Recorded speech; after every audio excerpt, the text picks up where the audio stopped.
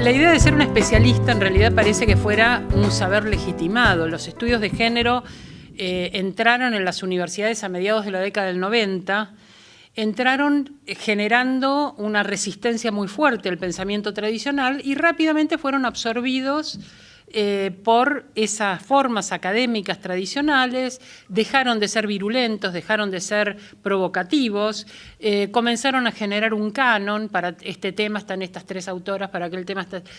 Y a mí cada vez me interesa menos esa línea de pensamiento. Creo que una reformulación de ese carácter inquietante que tenía el feminismo para la filosofía la produjeron los estudios queer y los estudios trans, y también en eso se entró nuevamente en una domesticación, y creo que con derechos humanos pasa lo mismo. Tenemos que tener un cierto resguardo cuando tratamos de alentar un pensamiento crítico, de que no nos domestiquen, que no nos ofrezcan ciertas comodidades dentro del sistema de asimilación, que entonces empiezan a neutralizar nuestras maneras un poco más filosas de pensar algunos temas. Antes de ser considerado una especialista, cosa que ocurre desde hace muy poco, fui muy maltratada por dedicarme a estos temas dentro de la Facultad de Filosofía, que no era una facultad, y la carrera en particular no era una facultad que alentara los estudios de género. Es una carrera bastante tradicional, pero ocurrió una cosa muy rara, y yo creo que estas cosas tienen que ver también con los cambios generacionales. Y es que hace un par de años pidieron los propios estudiantes de la facultad que hubiera una materia optativa que fuera filosofía y género. Había habido un ejemplo que era una materia en antropología. Antropología tiene un grupo, incluso de antropólogas feministas, que tenía una materia que se llamaba antropología y género, que era optativa. Y entonces los estudiantes de filosofía dijeron, queremos, les estudiantes quisieron tener una materia similar. La pidieron en la Junta, propusieron que me hiciera cargo, y yo dije que encantada, que podía recomendar una cátedra. Si se iba a llamar filosofía y género, podía recomendar especialistas, y si no, yo podía tomarla siempre que se llamara filosofía feminista y no filosofía y género, porque género es un concepto que ha sido utilizado muchas veces para subordinar y no para emancipar, es decir, no para cambiar determinadas relaciones de poder. Por eso me interesa la política. Siempre que haya relaciones de poder, hay relaciones políticas y se van a cambiar con política. Por lo tanto, ese aspecto del feminismo a mí me parece muy importante, y realmente defino el feminismo como una posición política.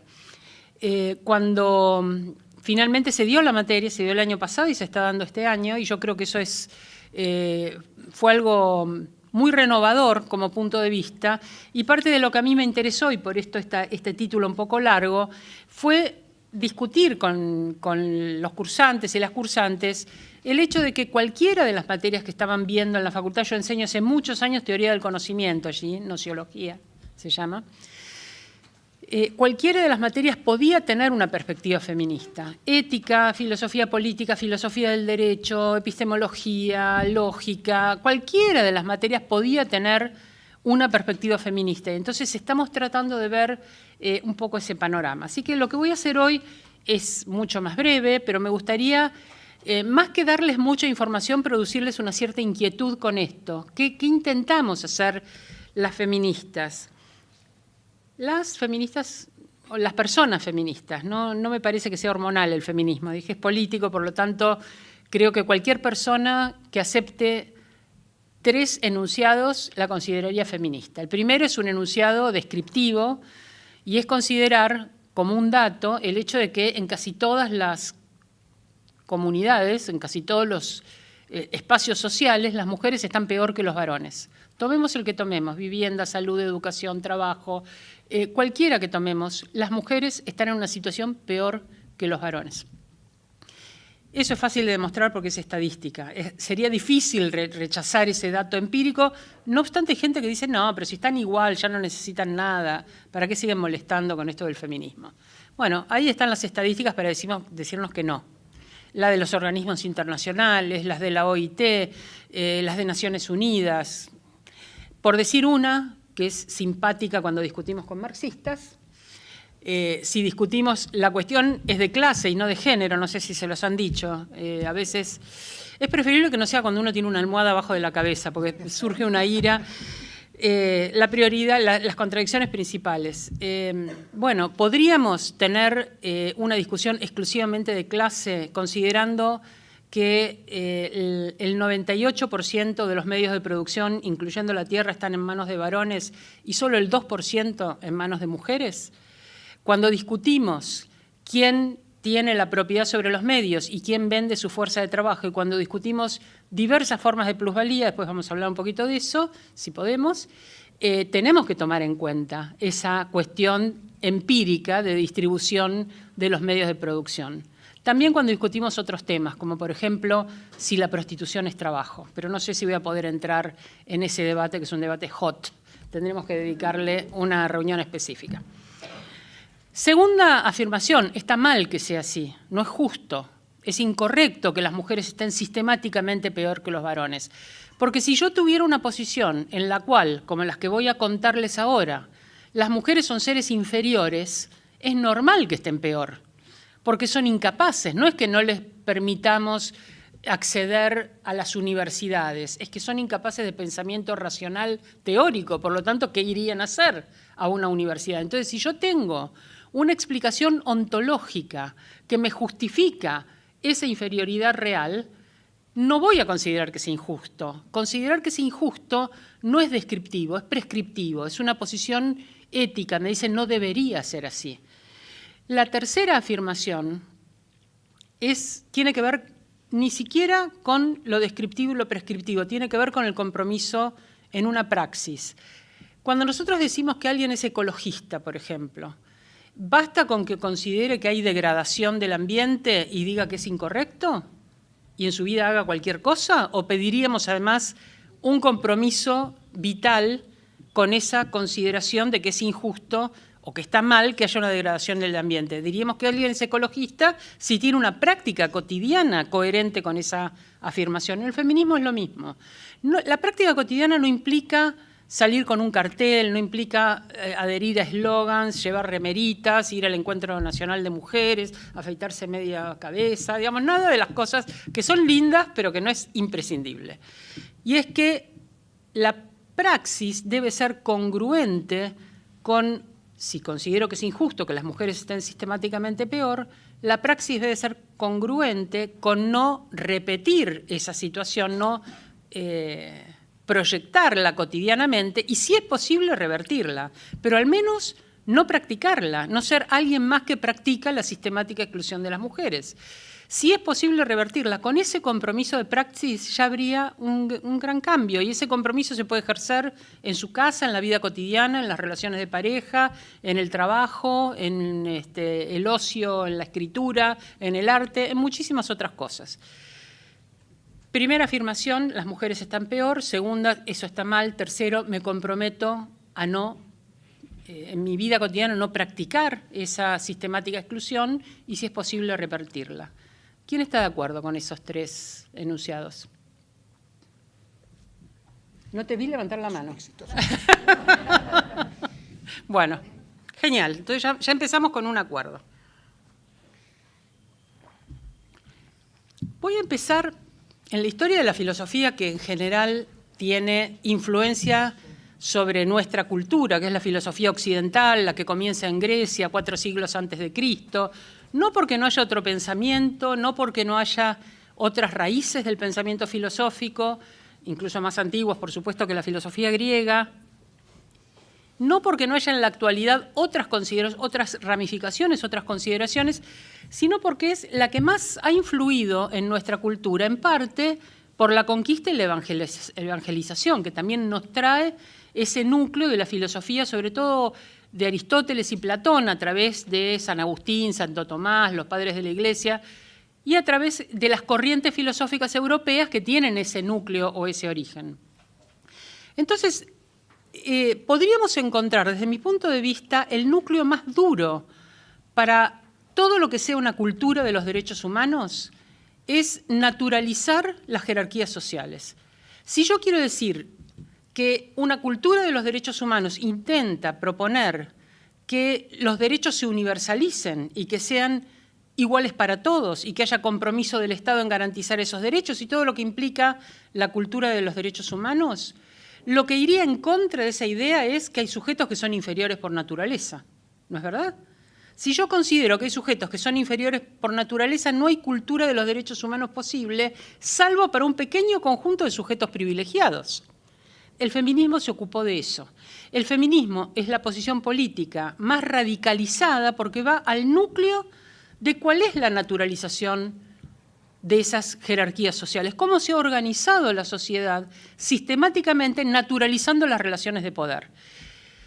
Y lo he hecho en parte porque las mujeres siempre se han visto perjudicadas en esa relación de poder, siempre han estado en el lugar inferior, pero no solo las mujeres, y esto me parece muy importante aclararlo, porque primero porque cuando hable de género voy a hablar de múltiples expresiones de género, y segundo porque no son las mujeres las únicas perjudicadas, porque no solo la cuestión de género determina esa inferioridad, hay muchas otras jerarquías que se cruzan, raza, clase, etnia, color, edad, capacidad o discapacidad, montones de otras jerarquías que van a cruzar esas relaciones de poder y van a hacer que cada vez se vayan generando sujetos más frágiles dentro de estas relaciones. Si yo naturalizo esa relación de poder, si naturalizo que una persona blanca es superior a una negra, que un varón es superior a una mujer o que un adulto es superior a un niño, entonces estoy legitimando en la ontología, es decir, en cómo son las cosas, una relación política.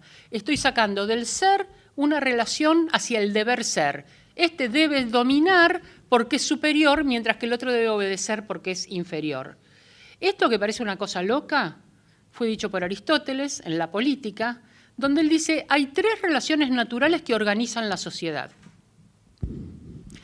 El amo es superior al esclavo, el adulto al niño y el varón a la mujer.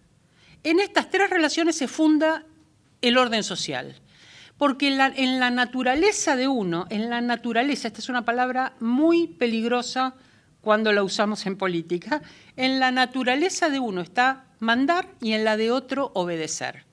La virtud, es decir, aquello que nos lleva a la ética, es perfeccionar la propia naturaleza. Entonces, el varón se tendrá que perfeccionar en la virtud del mando y las mujeres nos tenemos que perfeccionar en la virtud de la obediencia, como todas las que estamos acá, ¿no? Que por eso estamos a la hora del lobo en un lugar que no deberíamos.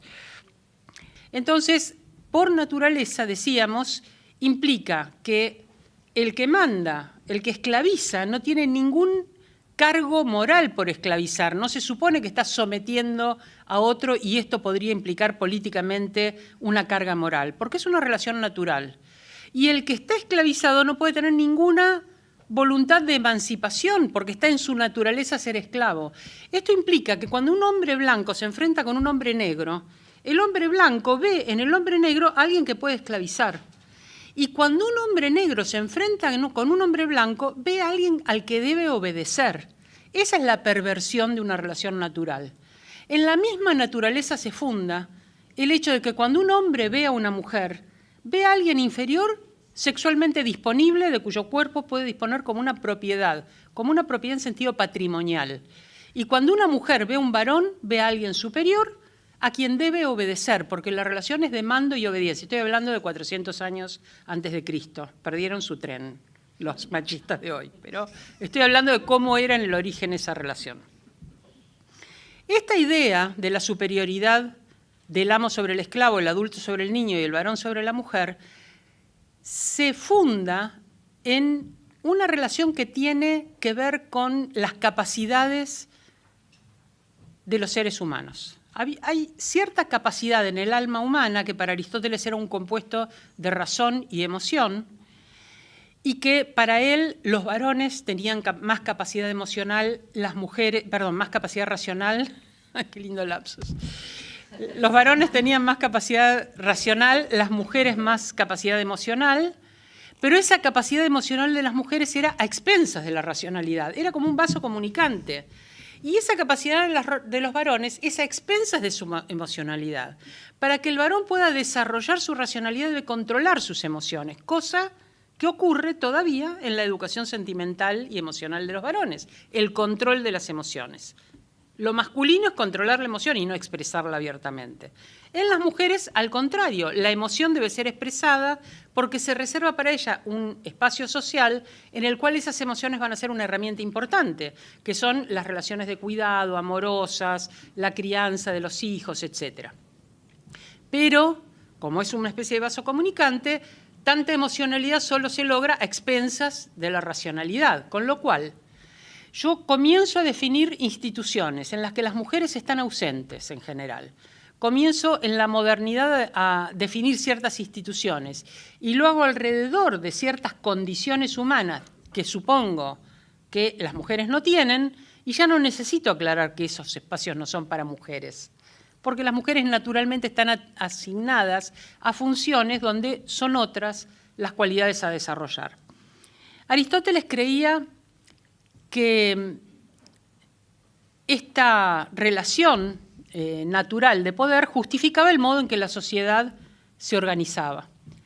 Platón, que había sido maestro de Aristóteles, tenía también una idea similar acerca de la naturaleza diferente de los sujetos. Y esto se ve bien cuando uno analiza, en el caso de Aristóteles, la política, en el caso de Platón, la república, su idea de cómo sería una organización social ideal.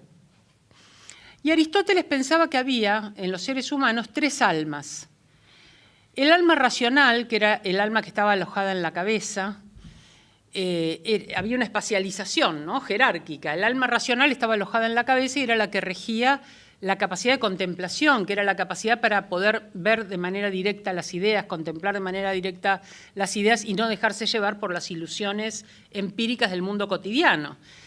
¿Quiénes tenían esa capacidad? Los filósofos. Por eso la idea de él acerca de que en una sociedad ideal quien conduce esa sociedad debe ser alguien que tenga este alma más prestigiosa, más valiosa, que es el alma racional. Por eso habla del filósofo rey. El filósofo es el que debe conducir porque es el único que puede contemplar la verdad, que puede contemplar el bien. Entonces les puede decir a los demás qué es lo que hay que hacer y no errar porque tiene ese contacto directo con el mundo de las ideas. La segunda es el alma irascible. El alma irascible está alojada en el pecho y es el alma que tiene que ver con el arrojo, con la valentía, con la audacia. Es el alma de los soldados, es el alma valiente. Entonces, ¿qué función? Al filósofo le digo que tiene que ser el que conduce, porque tiene intelecto. Al que tiene alma irascible, le tengo que dar la función de custodios de la ciudad. Los custodios de la ciudad son quienes tienen esa alma que tiene que ver con la valentía y con el arrojo. Y finalmente la tercera, que es la peor de todas, porque voy bajando y voy degradando, de ahí la idea de los bajos instintos, ¿no? Las pulsiones que vienen desde lo bajo, el alma concupiscible. Está abajo de la mesa, imagínense, ¿no? El alma concupiscible que está en el abdomen es el alma que tiene que ver con lo más alejado de la abstracción intelectual. El alma que tiene que ver con la comida, la bebida, el sexo, todas esas cosas que todos nosotros que somos contemplativos repudiamos, ¿verdad? Entonces, esa alma concupiscible es de quienes tienen contacto con la materia, algo que para Platón era lo más alejado de la virtud. Los comerciantes, los que manejan dinero, los artesanos, los que fabrican objetos, los campesinos y todas las mujeres. Todas las mujeres tenemos alma concupiscible. Entonces, nuestra función tiene que ver con una cuestión material, y es que el alma de las mujeres está determinada porque tenemos útero. Y como tenemos útero, eso que según Platón era como un demonio dentro de otro demonio, es decir, que la idea del útero era una criatura autónoma dentro de otra a la que no puedo manejar, ni ella puede manejar su útero. O sea que ya imagínense el descontrol de pensar en una criatura dominada por su útero, que a su vez era un demonio. Esto le venía de los egipcios, porque los egipcios, en la medicina egipcia, que tuvo mucha influencia Egipto sobre Grecia, en la medicina egipcia todas las enfermedades de las mujeres se explicaban por el útero migratorio. El útero se suponía que recorría el cuerpo y según dónde iba empujando, si subía nos ahogábamos, si bajaba nos constipábamos, si iba para la izquierda nos daba un ataque de hígado. Y había todos unos rituales para volver el útero a su lugar, que era invocándolo. No se podía tocar el cuerpo de las mujeres porque hasta prácticamente el siglo XIX, como era un cuerpo impuro, ni siquiera los médicos tocaban el cuerpo de las mujeres. Lo tocaban, pero no en ejercicio de la profesión, digamos, ¿no? Pero esta idea del útero migratorio es algo que también recibe Platón y que en parte explica la idea de una criatura que hacía su propio... para él era muy espantoso porque decía que era como una criatura poseída del deseo de hacer niños. O sea que estaba el útero ahí esperando, pobre Platón no quería acercarse, imagínense. Era una situación así generaba mucho pánico. Pero esta idea del alma triple y el hecho de que las mujeres no pudiéramos escapar a la inferioridad, ¿ven la analogía? Hay algo natural que determina que las mujeres están para criar hijos, porque están dominadas por su útero. ¿Van a tener un lugar en la República? Sí, un lugar que tiene que ver con la crianza. Incluso por algunas lectoras y lectores de Platón, Platón era considerado un feminista porque proponía que las mujeres estudiaran, con el argumento de que eran las que iban a tener en sus manos la primera crianza de los ciudadanos. Por tener esa función de crianza, era bueno que estudiara, que en parte fue el argumento de la primera filósofa política feminista, que fue Mary Wollstonecraft, a fines del 1700, en ese texto que se llama Vindicación de los Derechos de las Mujeres, donde ella pide acceder al estudio, que las mujeres puedan después de la Revolución Francesa. No se les permitía estudiar, y lo que pide es estudiar porque ellas son las que van a criar a los futuros ciudadanos. Usa el mismo argumento que Platón. 2200 años después, ¿no? Entonces, esta idea de la naturaleza, de la superioridad y la inferioridad, que, insisto, genera esta imposibilidad de crítica, pero además esa imposibilidad de una carga moral a la situación, sobre todo de esclavitud, aunque todas las relaciones eran como la de esclavitud, genera que en algún momento se modifique la concepción acerca de este tipo de subjetividades basadas en la naturaleza y ordenadas socialmente en jerarquías, y se piense en un ideal de igualdad. Ahora, quiero que pensemos en lo siguiente. En esta relación de Aristóteles entre amo, esclavo, adulto, niño, varón, mujer, decimos, bueno, todas las mujeres están en una situación de inferioridad. Todos los niños provisoriamente, mientras son niños, pero luego van a crecer. Les va a ir distinto si son amos que si son esclavos, porque un niño que crece ya no será sujeto de opresión por ser niño, pero lo será por ser esclavo. Si no tiene color, no es amo, no es adulto y no es propietario, ¿no? ¿Podríamos pensar un sujeto que fuera a la vez amo, es decir, que fuera rico, propietario, blanco, que fuera adulto y que fuera varón? ¿Podría un sujeto tener todas estas condiciones? ¿Ser varón, ser adulto, ser blanco y ser propietario? Sí, tenemos uno que nos preside, ¿cómo que no? Hay posibilidades. Sí, se puede. Podría haber un sujeto que tuviera todas esas condiciones de poder. Y entonces, lo que me interesa remarcar es que hay un problema con el sexismo, es decir, hay un problema con la inferiorización de un sexo sobre otro, hay un problema con el machismo, hay un problema con el presuponer que todo lo que corresponde a lo masculino es superior a lo femenino, pero hay un problema al que voy a llamar androcentrismo. Ese problema tiene que ver con el andrós. El andrós era ese sujeto poderoso en Grecia, ese que concentraba todas las condiciones de poder. Era amo, era varón y era adulto. Al ser amo, era blanco y era rico. Ese sujeto era el único que podía ser ciudadano en la democracia griega. ¿Recuerdan cuando en la escuela nos decían la democracia es el sistema universal donde todos gobiernan en la plaza pública, el ágora, se juntan, debaten y luego van y hacen las cosas que los ciudadanos han decidido? Todos los ciudadanos eran unos poquitos sujetos. Y esto para los derechos humanos es muy importante, porque el todos de la declamación de los derechos humanos no siempre es el todos de los seres humanos. Son todos, pero resulta que la incidencia, la referencia de ese todos son unos pocos sujetos privilegiados. Y esta era la democracia griega, era la democracia de todos los ciudadanos, pero para ser ciudadano había que ser blanco, rico, adulto y varón. Todos los demás sujetos, es decir, todas las mujeres por su condición de mujeres, pero muchos varones quedaban subalternizados. Este andros, entonces, es el punto de vista, los intereses del sujeto poderoso que deja fuera todas las mujeres, pero también muchos varones subalternizados.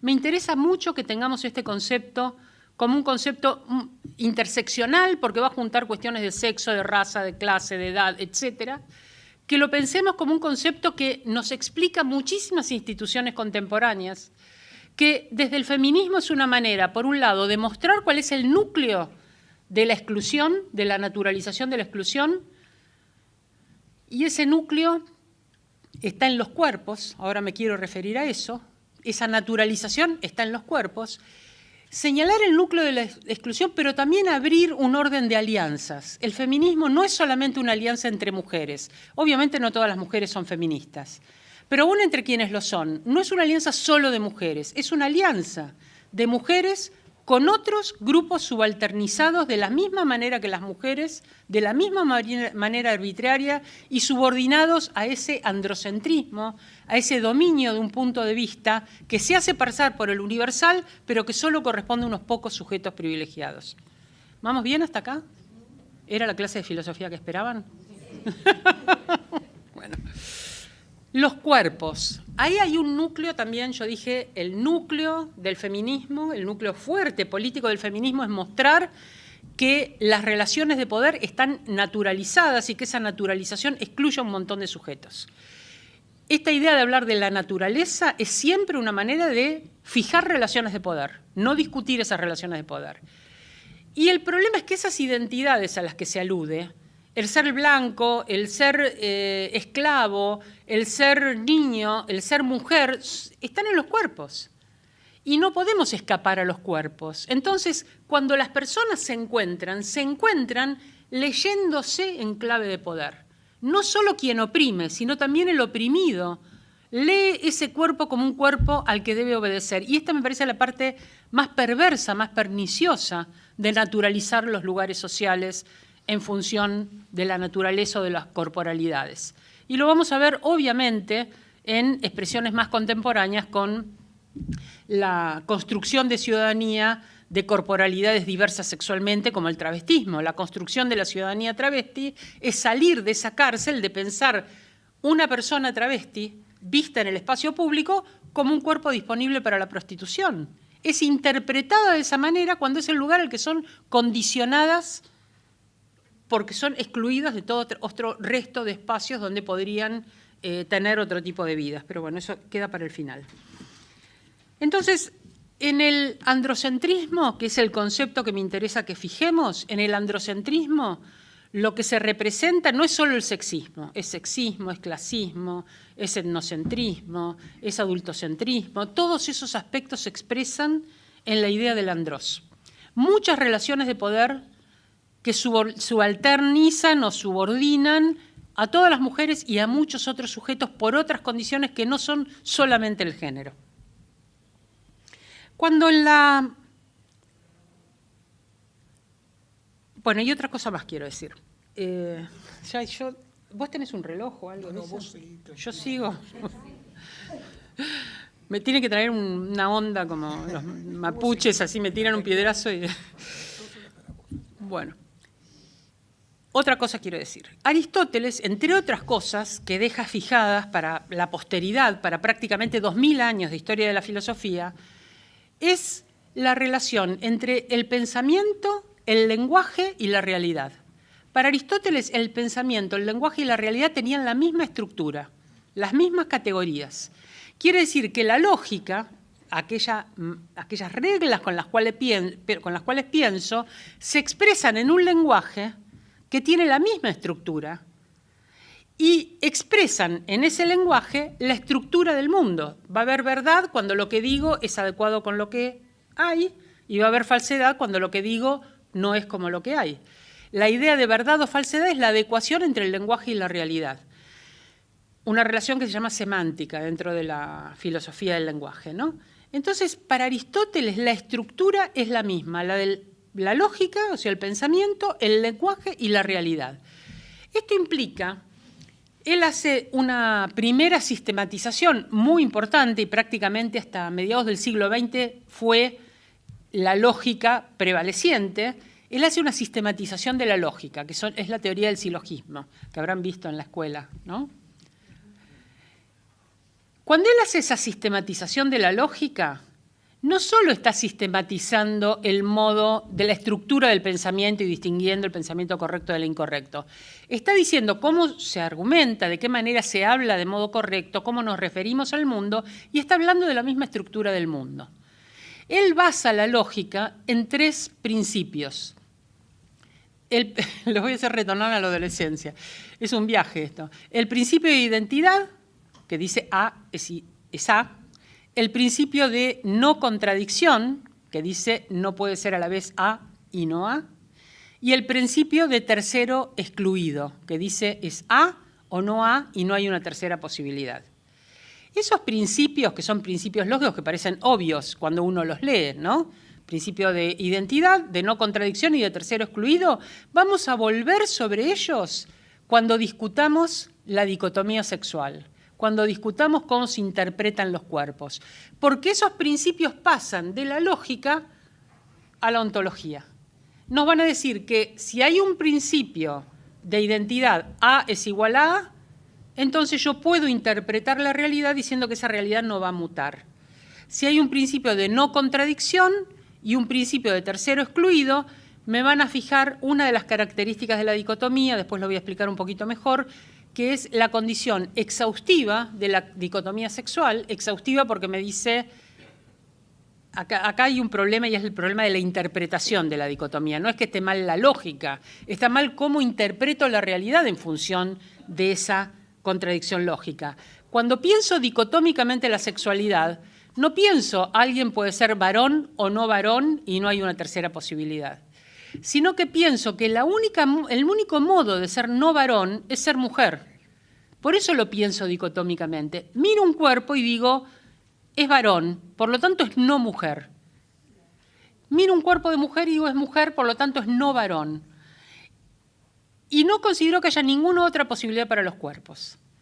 Entonces, si bien lógicamente A o no A, el principio de no contradicción, está bien, no puede ser a la vez A y no A, y el principio de tercero excluido, o bien es A o bien es no A, cuando yo lo interpreto en la realidad, suponiendo que dicotómicamente A es varón y no A es mujer, o viceversa, A es mujer y no A es varón, cuando lo interpreto de esa manera digo, un varón es un varón, o una mujer es una mujer, no me vengan con eso de estoy transitando una subjetividad y era varón, pero ahora migré hacia una condición queer, no quiero que definan mi género, no me vengan con esas cosas, A es A, me dice Aristóteles, ¿no? No puede ser a la vez A y no A, es decir, no puede ser a la vez varón y mujer. ¿Qué hago con un cuerpo hermafrodita que va a ser interpretado con sus genitales? ¿Qué hago con un cuerpo que es interpretado sexualmente de una manera, cuya subjetividad de género se expresa de otra? Lo que me dice la dicotomía es A o no A, no hay una tercera posibilidad. ¿Y qué hago con esta idea de la exhaustividad, entonces, de la condición sexual, pensando que A y no A me explican absolutamente todas las condiciones identitarias posibles?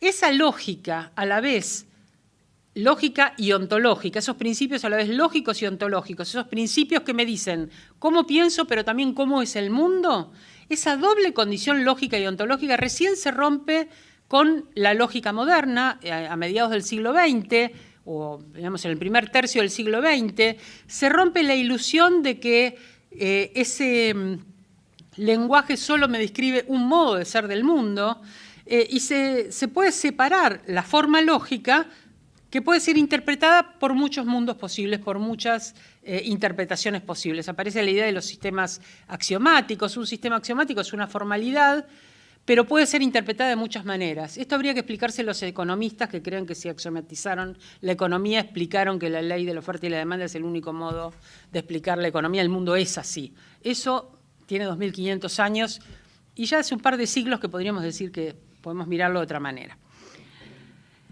Entonces, ustedes ven que la influencia de estos principios filosóficos de Aristóteles y de Platón, pero sobre todo de Aristóteles, es enormemente poderosa. Cuando se discutió acá en la Argentina matrimonio igualitario, una de las cosas que se decía es que era antinatural. Cuando se discutió la ley de identidad de género, lo mismo. La idea de antinatural es que rompe supuestamente una ley que está puesta de alguna manera inmodificable y que nosotros con nuestra voluntad legal pretendemos hacer cambios que son inaceptables porque romperían el orden natural. Fíjense que en la década del 70, durante la dictadura, en nuestra carrera de filosofía, había dos corrientes que estaban prohibidas, dos corrientes filosóficas, que eran el marxismo y la filosofía analítica. Y el argumento por el cual ambas corrientes filosóficas estaban prohibidas es porque eran el origen de la subversión. La subversión, decían desde el pensamiento clerical que avalaba la dictadura, la subversión es procurar revertir el orden natural. O sea, ¿qué es esto de pensar que amo y esclavo no es un orden natural y que las relaciones de poder podrían ser revertidas? Esta manera de no confiar en el orden natural, discutirlo y procurar entonces revertir lo que no podía ser revertido porque era un orden natural, era lo que originaba la subversión. Y entonces Jorge y yo, por ejemplo, éramos dos sátrapas dentro de esas corrientes filosóficas. Cuando pensamos entonces ese orden natural de esa manera, lo que hacemos es fijar relaciones de poder. ¿Qué pasó en la modernidad? En la modernidad hubo una crítica muy fuerte a esta idea, a esta concepción del poder.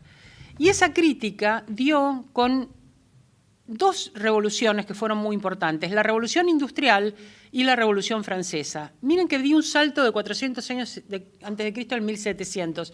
Lo doy porque me interesa discutir la influencia del feminismo y me interesa discutir esta cuestión de la ciudadanía, el poder y los cuerpos. En otro momento podemos ver toda la historia de la filosofía medieval, moderna, etcétera, en relación con cómo la filosofía no es que dejó de lado a las mujeres, las dejó de lado en su ejercicio, pero no en su tema. La filosofía se ocupó de las mujeres, pero para decir que eran inferiores y para justificar por qué debían ser excluidas de lugares de decisión. Kant, por ejemplo, consideraba que había una naturaleza femenina y masculina y que había una ética, que era una ética que implicaba ya no un orden material, sino el imperativo categórico, era una resolución formal de la ética. Pero él va a decir que en la naturaleza masculina está la capacidad de abstracción, racionalidad, objetividad, y en la femenina no hay capacidad de objetividad, racionalidad, sino que lo que hay es, hay virtudes, dice, pero no son las mismas que en los varones. Las virtudes eran ser pulcras, tener una conversación amable, tener una serie de, digamos, unas cualidades un poquito menores, eran de salón nuestras cualidades, ¿no? Pero entonces, ¿qué pasa? Cuando hay que tomar una decisión moral, y para Kant, tomar una decisión moral era algo que ocurría en la conciencia de cada sujeto, en su libertad personal estaba someter esa situación a lo que él llamaba el imperativo categórico, ¿no? Teníamos que pensar esa situación y decir, ¿sería deseable que esta situación fuera universal? Si yo puedo desear que sea universal, esa situación es buena, pero si no, no. Yo puedo mentir por necesidad y pensar, ¿sería deseable que todo el mundo mintiera? No, porque se pierde el criterio entonces de qué es verdad y falsedad y por lo tanto no es deseable mentir, está mal. Entonces, universalizar, está bien robar, yo en caso de necesidad puedo robar, pero está bien no, porque si todos robamos entonces no habría ninguna posibilidad de retener las cosas, de ganarlas y poder mantenerlas, etcétera. Ahora, para eso yo tengo que universalizar la acción, y si yo no tengo capacidad de universalidad, si yo no tengo la capacidad de pensar en términos universales, yo no puedo tomar una decisión moral por mí misma. Si soy mujer y no tengo capacidad de racionalizar y universalizar, no puedo aplicar el imperativo categórico. Entonces, ¿qué tengo que hacer? Kant decía, las mujeres no tienen capacidad para... no tienen capacidad ética, sino estética, ¿no? Es decir, que no nos tienen que decir, alguien nos tiene que decir qué es lo bueno, porque no somos capaces de aplicar el imperativo categórico porque no somos racionales. Pero esa persona además no nos lo puede decir en términos universales y abstractos, porque no entendemos, nos lo tiene que decir en términos estéticos. Por ejemplo, no hagas eso que queda feo. ¿Se los dijeron alguna vez? Claro. Son kantianas nuestras madres, ¿no? Bueno, quiere decir que, fíjense cómo saltamos de Aristóteles a Kant, quizás el gran filósofo de la modernidad, y sin embargo, esta idea de la inferioridad de las mujeres, de la incapacidad racional, se mantiene. Y se mantiene a tal punto que si nosotros pensamos en alguien como Freud, por ejemplo, y en los orígenes del psicoanálisis, también va a considerar que el superyo de las mujeres, es decir, esa capacidad, el superyo es esa capacidad para introyectar una norma, ya no obedecemos lo que nos dicen de afuera, sino que logramos incluir la norma y tomar decisiones propias porque la norma ya está introyectada. Pero las mujeres tenemos un superyo lábil, medio borroso, entonces no somos capaces de incorporar con rigor la norma. ¿Esto qué quiere decir? Que nos tienen que decir lo que tenemos que hacer, porque solas no podemos. Sola no podés es una de las frases con las que se inicia un ciclo de violencia, ¿no? Dependés de mí, sola no podés, sos una inútil, y luego toda la catarata que le sigue a este tipo de consideraciones. Ven cómo yo puedo llegar a la modernidad arrastrando muchos de estos sentidos de naturalización de los lugares sociales, de exclusión de las mujeres de las capacidades más valoradas de lo humano, como son la racionalidad. Aristóteles tenía una explicación de por qué no éramos racionales, y es que el embrión humano estaba destinado a ser perfecto, es decir, varón. Pero a veces por un error de cocción, saben quién, el microondas somos nosotras mismas, así que el error de cocción ya saben a quién atribuírselo. En lugar de varón salía una mujer. ¿Cuál era ese error de cocción? Aristóteles decía que el ser humano atravesaba por 3 períodos, ¿no? 3 almas diferentes que se iban desarrollando una a partir de la otra, evolucionando una a partir de la otra. La primera era, en los primeros momentos del embrión, era el alma vegetativa. El alma vegetativa se comparte con los vegetales, es el alma que permite nutrirse, que permite la vida. Luego venía el alma animada. El alma animada se comparte con los animales, es el alma que permite el movimiento, por ejemplo, cosa que el alma vegetativa no. Y solo después aparecía el alma racional. El alma racional era la específicamente humana. Eso quiere decir que ese embrión iba a ser humano una vez que había evolucionado del alma vegetativa y la animada al alma racional. Con lo cual, si ese embarazo se interrumpía antes del ingreso del alma racional, no se trataba de la eliminación de un ser humano. Posición que siguieron también Aristóteles, Santo Tomás, la idea de que no era punible el aborto en las primeras etapas porque no se trataba de un ser humano. Y cuando analizamos la embriología y algunos de los argumentos actuales en relación con el aborto, vamos a ver que algunas de esas justificaciones tienen que ver con cuestiones de neurología, con la capacidad para sentir dolor, con el desarrollo de un sistema neurológico. Estas cosas son las que hacen pensar, bueno, esta es una etapa en la cual ya no puedo interrumpir un embarazo diciendo no hay ningún tipo de lesión, ¿no? Parece ser que está en desarrollo. Hasta mediados del 1800 la Iglesia sostuvo esta posición. La posición de la Iglesia de la vida desde el momento de la concepción es una posición que asume recién a mediados del siglo XIX, y no por el tema del aborto, que no era un tema en ese momento. Como digo, la Iglesia no tenía problemas con esta interrupción porque estaba dentro de su teología poder interrumpir el embarazo en las primeras semanas, sino por la cuestión de la Virgen, porque se suponía cuando la Virgen había sido concebida sin pecado. Entonces, ¿cuándo fue concebida sin pecado? Y a su vez había concebido a Cristo, que supongo que era un poco ofensivo decir que Cristo era primero como una lechuguita, después como un conejito y recién después era el Hijo de Dios, ¿no? Era como evolutivamente era un poco irrespetuoso. Entonces, la idea de que la Virgen debía ser sin pecado desde el primer momento y no desde que el alma racional ingresaba, sobre todo porque por ser una mujer ingresaba más tarde el alma racional, y ese era el error de cocción. Aristóteles decía a los 40 días si es varón, a los 80 si es mujer. O sea que las mujeres éramos como incompletas, medio crudas, la racionalidad entonces que teníamos era una racionalidad imperfecta, porque el alma por ese error de cocción había ingresado más tarde. Para que esto no se pudiera decir de la Virgen María, la idea era la Virgen María fue concebida sin pecado desde el primer instante, desde el momento de la concepción. Y ahí es que cambió la posición de la Iglesia Católica, pero no por un problema que tuviera que ver con el aborto. Esto es lateral, pero tiene que ver con que muchas veces es necesario leer un poquito de filosofía medieval, un poco de teología y enterarse de que cuando nos dicen la familia es una unidad natural, bueno, la familia cambió con el capitalismo, de ninguna manera era una unidad natural. La familia era, como decía Kant todavía en el 1700, la familia es la unidad, es la propiedad del patriarca. La mujer, los hijos, los esclavos y la hacienda. Es decir, la familia era todo lo que era propiedad en un sentido patrimonial. En sentido patrimonial, el patriarca tenía no solo la tierra, los animales, sino que tenía sus esclavos como patrimonio, su mujer y sus hijos. Por eso, el gran cambio en la Revolución Francesa fue pensar que ningún ser humano podía tener un dueño que no fuera él mismo. Locke, en 2 tratados sobre el gobierno, dice todo hombre tiene una primera propiedad en sí mismo y a esta propiedad nadie tiene derecho excepto él.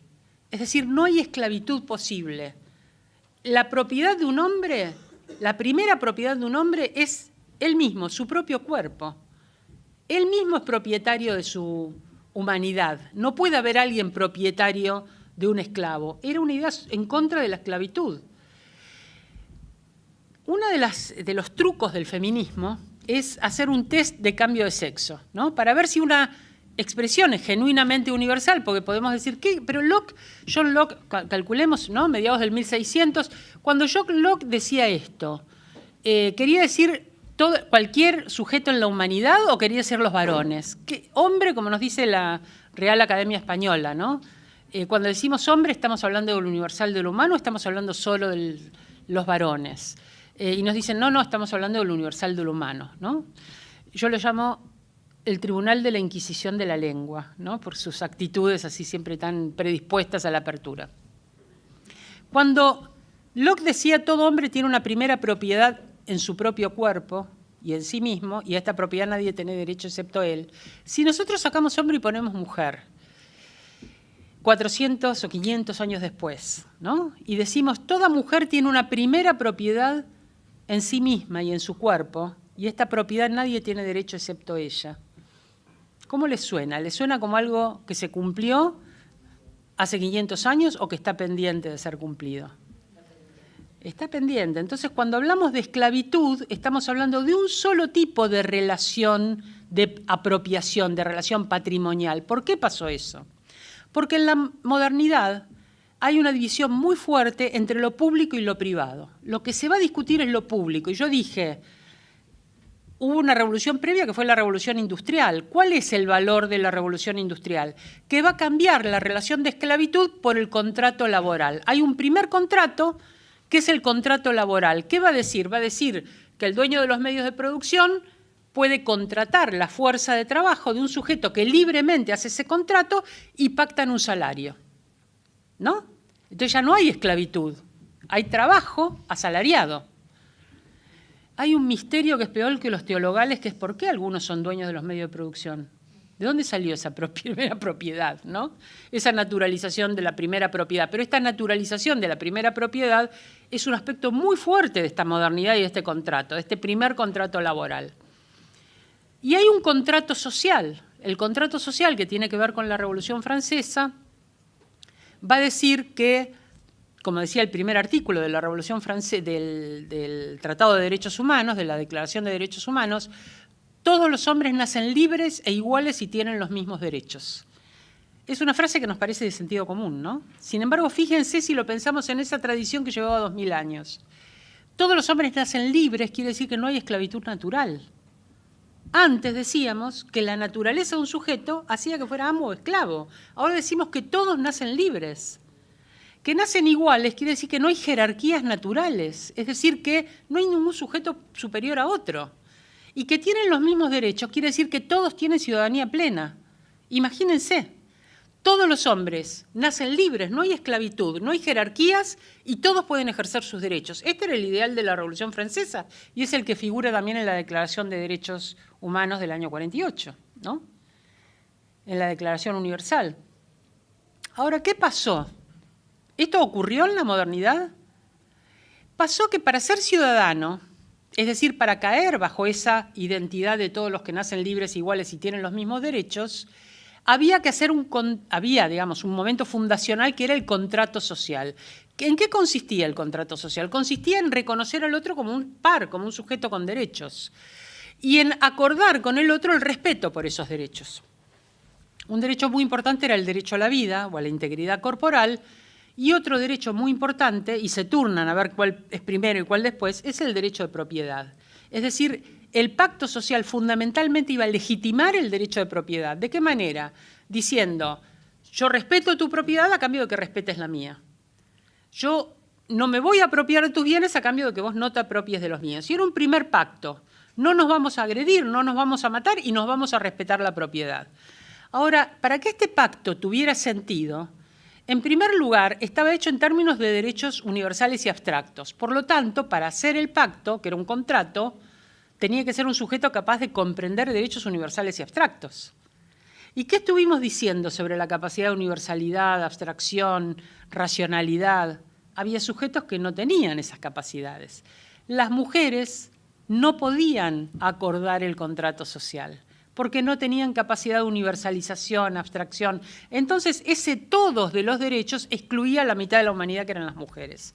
Pero excluía un poquito más, porque esos sujetos europeos que iban a hacer esta revolución industrial, esta revolución francesa, iban a considerar que había sujetos que no tenían un pensamiento racional abstracto. Por ejemplo, los afrodescendientes tenían ese pensamiento mítico, hablaban con la naturaleza, se identificaban, le pedían permiso a los árboles para armar tambores, como me dijo una vez un diputado cuando yo quise legitimar un espacio para la cultura afro, que luego lo hicimos, pero me costó un poco de trabajo. Me decía, pero tienen una religión diferente, le hablan a los árboles. Bueno, esto mismo pensaban los europeos unos siglos atrás. Entonces, si estos sujetos afrodescendientes no tenían capacidad de abstracción porque tenían un pensamiento mítico, metafórico, etcétera, no eran capaces de firmar el contrato social, por lo tanto no eran capaces de ciudadanía, quedaban afuera. Las mujeres quedaban afuera por esa misma incapacidad, los indígenas quedaban afuera.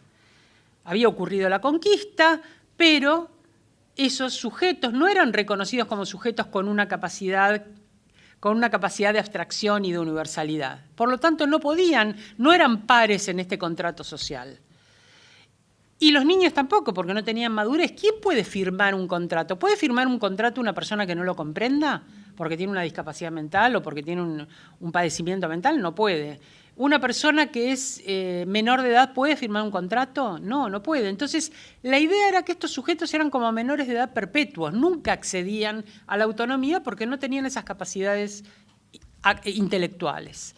Entonces, ese acuerdo que dice todos los hombres nacen libres e iguales y tienen los mismos derechos, no incluye a los afrodescendientes, no incluye a los indígenas, no incluye a los niños, no incluye a las mujeres y no incluye a los pobres. Porque si vamos a acordar el derecho de propiedad, tenemos que tener una propiedad, si no, ¿qué hacemos ahí? Es como una discusión de consorcio. ¿Quiénes van a la reunión de consorcio? Van los propietarios, vivan ahí o no vivan ahí. El que vive ahí y se pasa el día ahí porque alquila, o porque es el portero, o porque trae el pedido del súper, o porque trae el diario, o porque duerme en un cartón en la puerta, tiene muchas ideas sobre ese edificio, pero no pueden participar, porque es de los propietarios el acuerdo. Bueno, hay una ciudadanía de consorcio. La ciudadanía de consorcio consiste en que solo son ciudadanos los propietarios. Y esta ha sido la ciudadanía en la democracia griega, llamada democracia, pero donde todos eran unos pocos. Y esta ha sido la democracia de la Revolución Francesa. Ese gran universal de los derechos humanos eran unos pocos sujetos. El todos de ese que nos dicen es el primer tratado universal la Carta de Virginia, en los primeros tratados universales de derechos humanos, se refieren a sujetos que tienen que ser propietarios, tienen que ser blancos, porque si son negros o indígenas no califican, tienen que ser adultos y tienen que ser varones. ¿Les recuerda algo? Llevábamos 2000 años de Landros, hicimos toda la revolución, rompimos todo, y ahora que tenemos que repartir, ¿quiénes quedan como ciudadanos?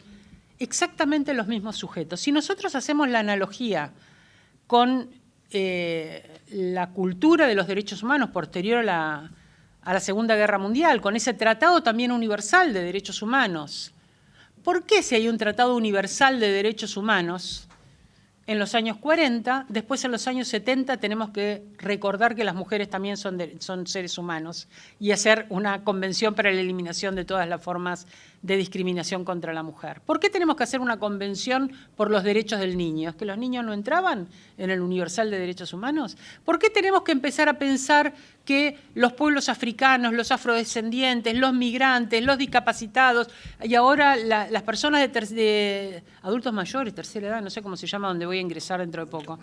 Adultos mayores, bueno, los adultos mayores, ya estamos llegando. ¿Por qué tengo que pensar que hay una declaración especial si había hecho una que era universal? Porque el todos de los derechos humanos y el todos de la democracia es androcéntrico. Es un todos que se piensa a sí mismo en sus puntos de vista y en sus intereses y que a cualquier otro que quiera ingresar, como decía una vez en un encuentro feminista, decía una mujer negra, decía, nosotras somos mujeres con apellido. No hablen del feminismo en términos abstractos, diciendo todas las mujeres, porque cuando las mujeres somos negras, nos pasan cosas particulares y tenemos que aclarar. Yo soy una mujer, pero soy una mujer negra. Yo soy una mujer indígena, yo soy una mujer lesbiana, yo soy una mujer discapacitada. ¿Por qué tenemos que aclarar los apellidos de ser mujer o los apellidos de ser humano? Porque el que solo dice su nombre está pensando en un grupo de pares que tienen todas las condiciones de hegemonía.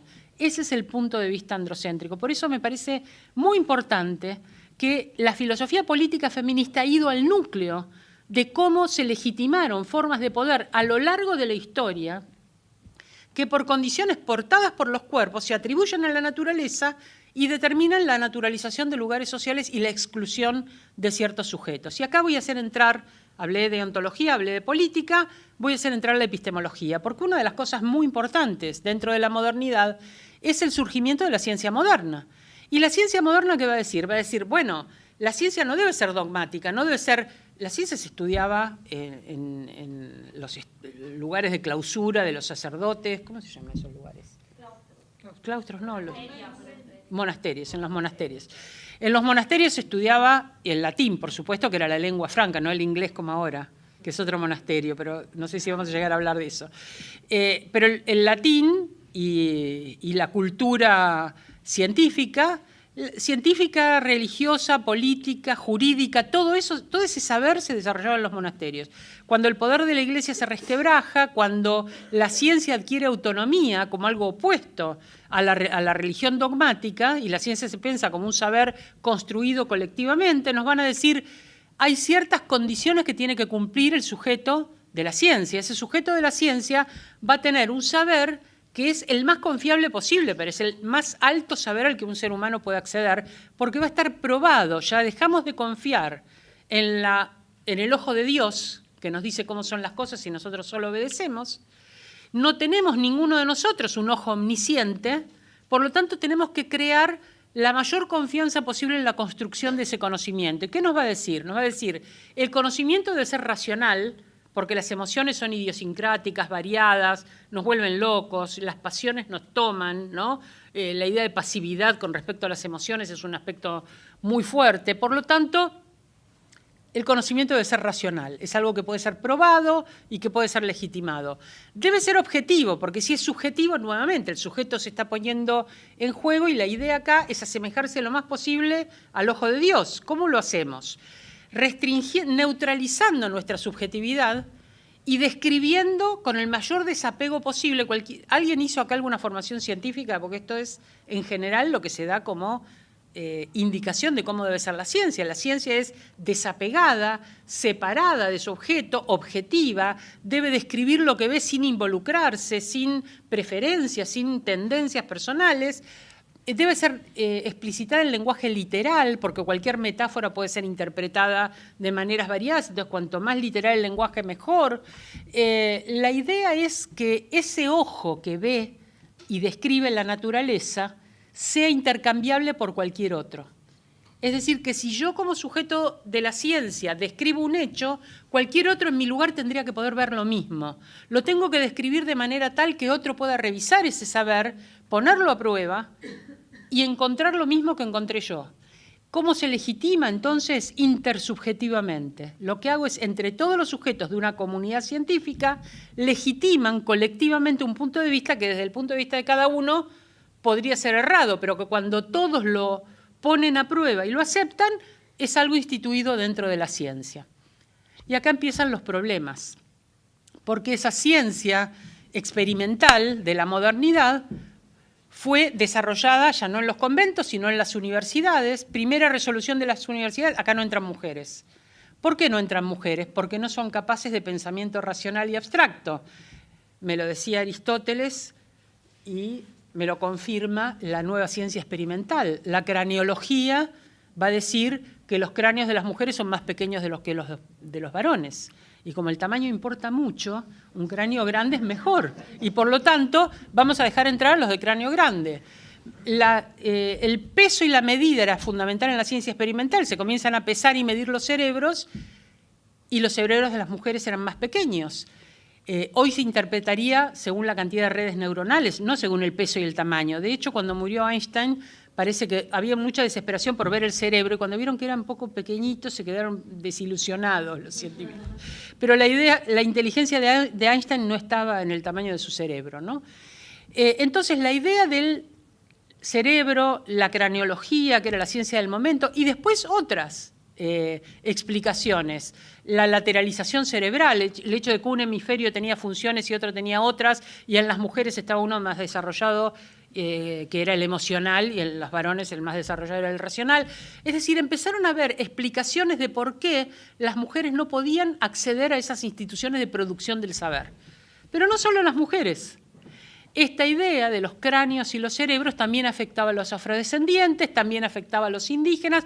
Nuevamente empezamos a ver que la explicación empieza a restringir esas capacidades presuntamente universales y objetivas, las tienen unos pocos sujetos, y ellos son los adecuados para construir la ciencia moderna. ¿Qué va a decir la ciencia moderna? Entre otras cosas, que esos sujetos no tienen capacidad, ni para la política, ni para el derecho, ni para la ciudadanía. Entonces se dan cuenta cómo se va generando una especie de corset en el cual las instituciones creadas en la modernidad para la presunta democracia universal y ciudadanía universal son construcciones hechas desde los intereses y el punto de vista de un tipo de subjetividad hegemónica, legitimando en las instituciones la exclusión de otros modelos de pensamiento. ¿Vamos viendo eso? Bueno, aquí aparece una cuestión que tiene que ver con el modo en que el feminismo va a recibir esta construcción de la ciencia moderna y esta construcción de la política. Ya en ese momento, fines del 1700, siglo XIX, cuando se establece esta Revolución Francesa, que tiene influencia en nuestra propia Revolución de Mayo. La Revolución de Mayo es en 1810, y en 1811 el Cabildo del Río de la Plata dice que no van a poder ingresar al Cabildo y participar de las asambleas de vecinos ni los negros, ni los indígenas, ni los mestizos, ni las mujeres. ¿Les gustó? Porque parece que se habían equivocado. Al principio eso no les había llegado tan claro con los textos de Rousseau, ¿no? El Emilio, donde dice cómo hay que educar, y que cuando lo leemos decimos qué maravilla la educación universal. Hay un capítulo al final que es la educación de Sofía. Sofía es la hermana de Emilio y hay que educarla de manera distinta. Le dedica un apéndice diciendo que Sofía debe ser educada para agradar a Emilio. Que una mujer que tiene conocimiento es una desgracia para todo el mundo. Ese todo el mundo excluye a las mujeres, porque para nosotras no es una desgracia, pero el todo el mundo es el todo el mundo hegemónico, que cuando las mujeres empiezan a acceder al conocimiento, como decía un biólogo llamado Edward Clark, a fines del 1900 le preguntan en la Universidad de Boston si era bueno que las mujeres ingresaran a la universidad y que él diera como biólogo una opinión al respecto. ¿Es bueno que las mujeres ingresen a la universidad? Entonces él escribe un libro que se llama Sexo y Educación, donde recomienda que no ingresen las mujeres a la universidad, porque dice que a medida que se aprende, sobre todo lógica y matemática, el cerebro se agranda y los ovarios se encogen. Entonces parece que él dice, el conocimiento en las mujeres se obtendría a un alto costo en su capacidad reproductiva.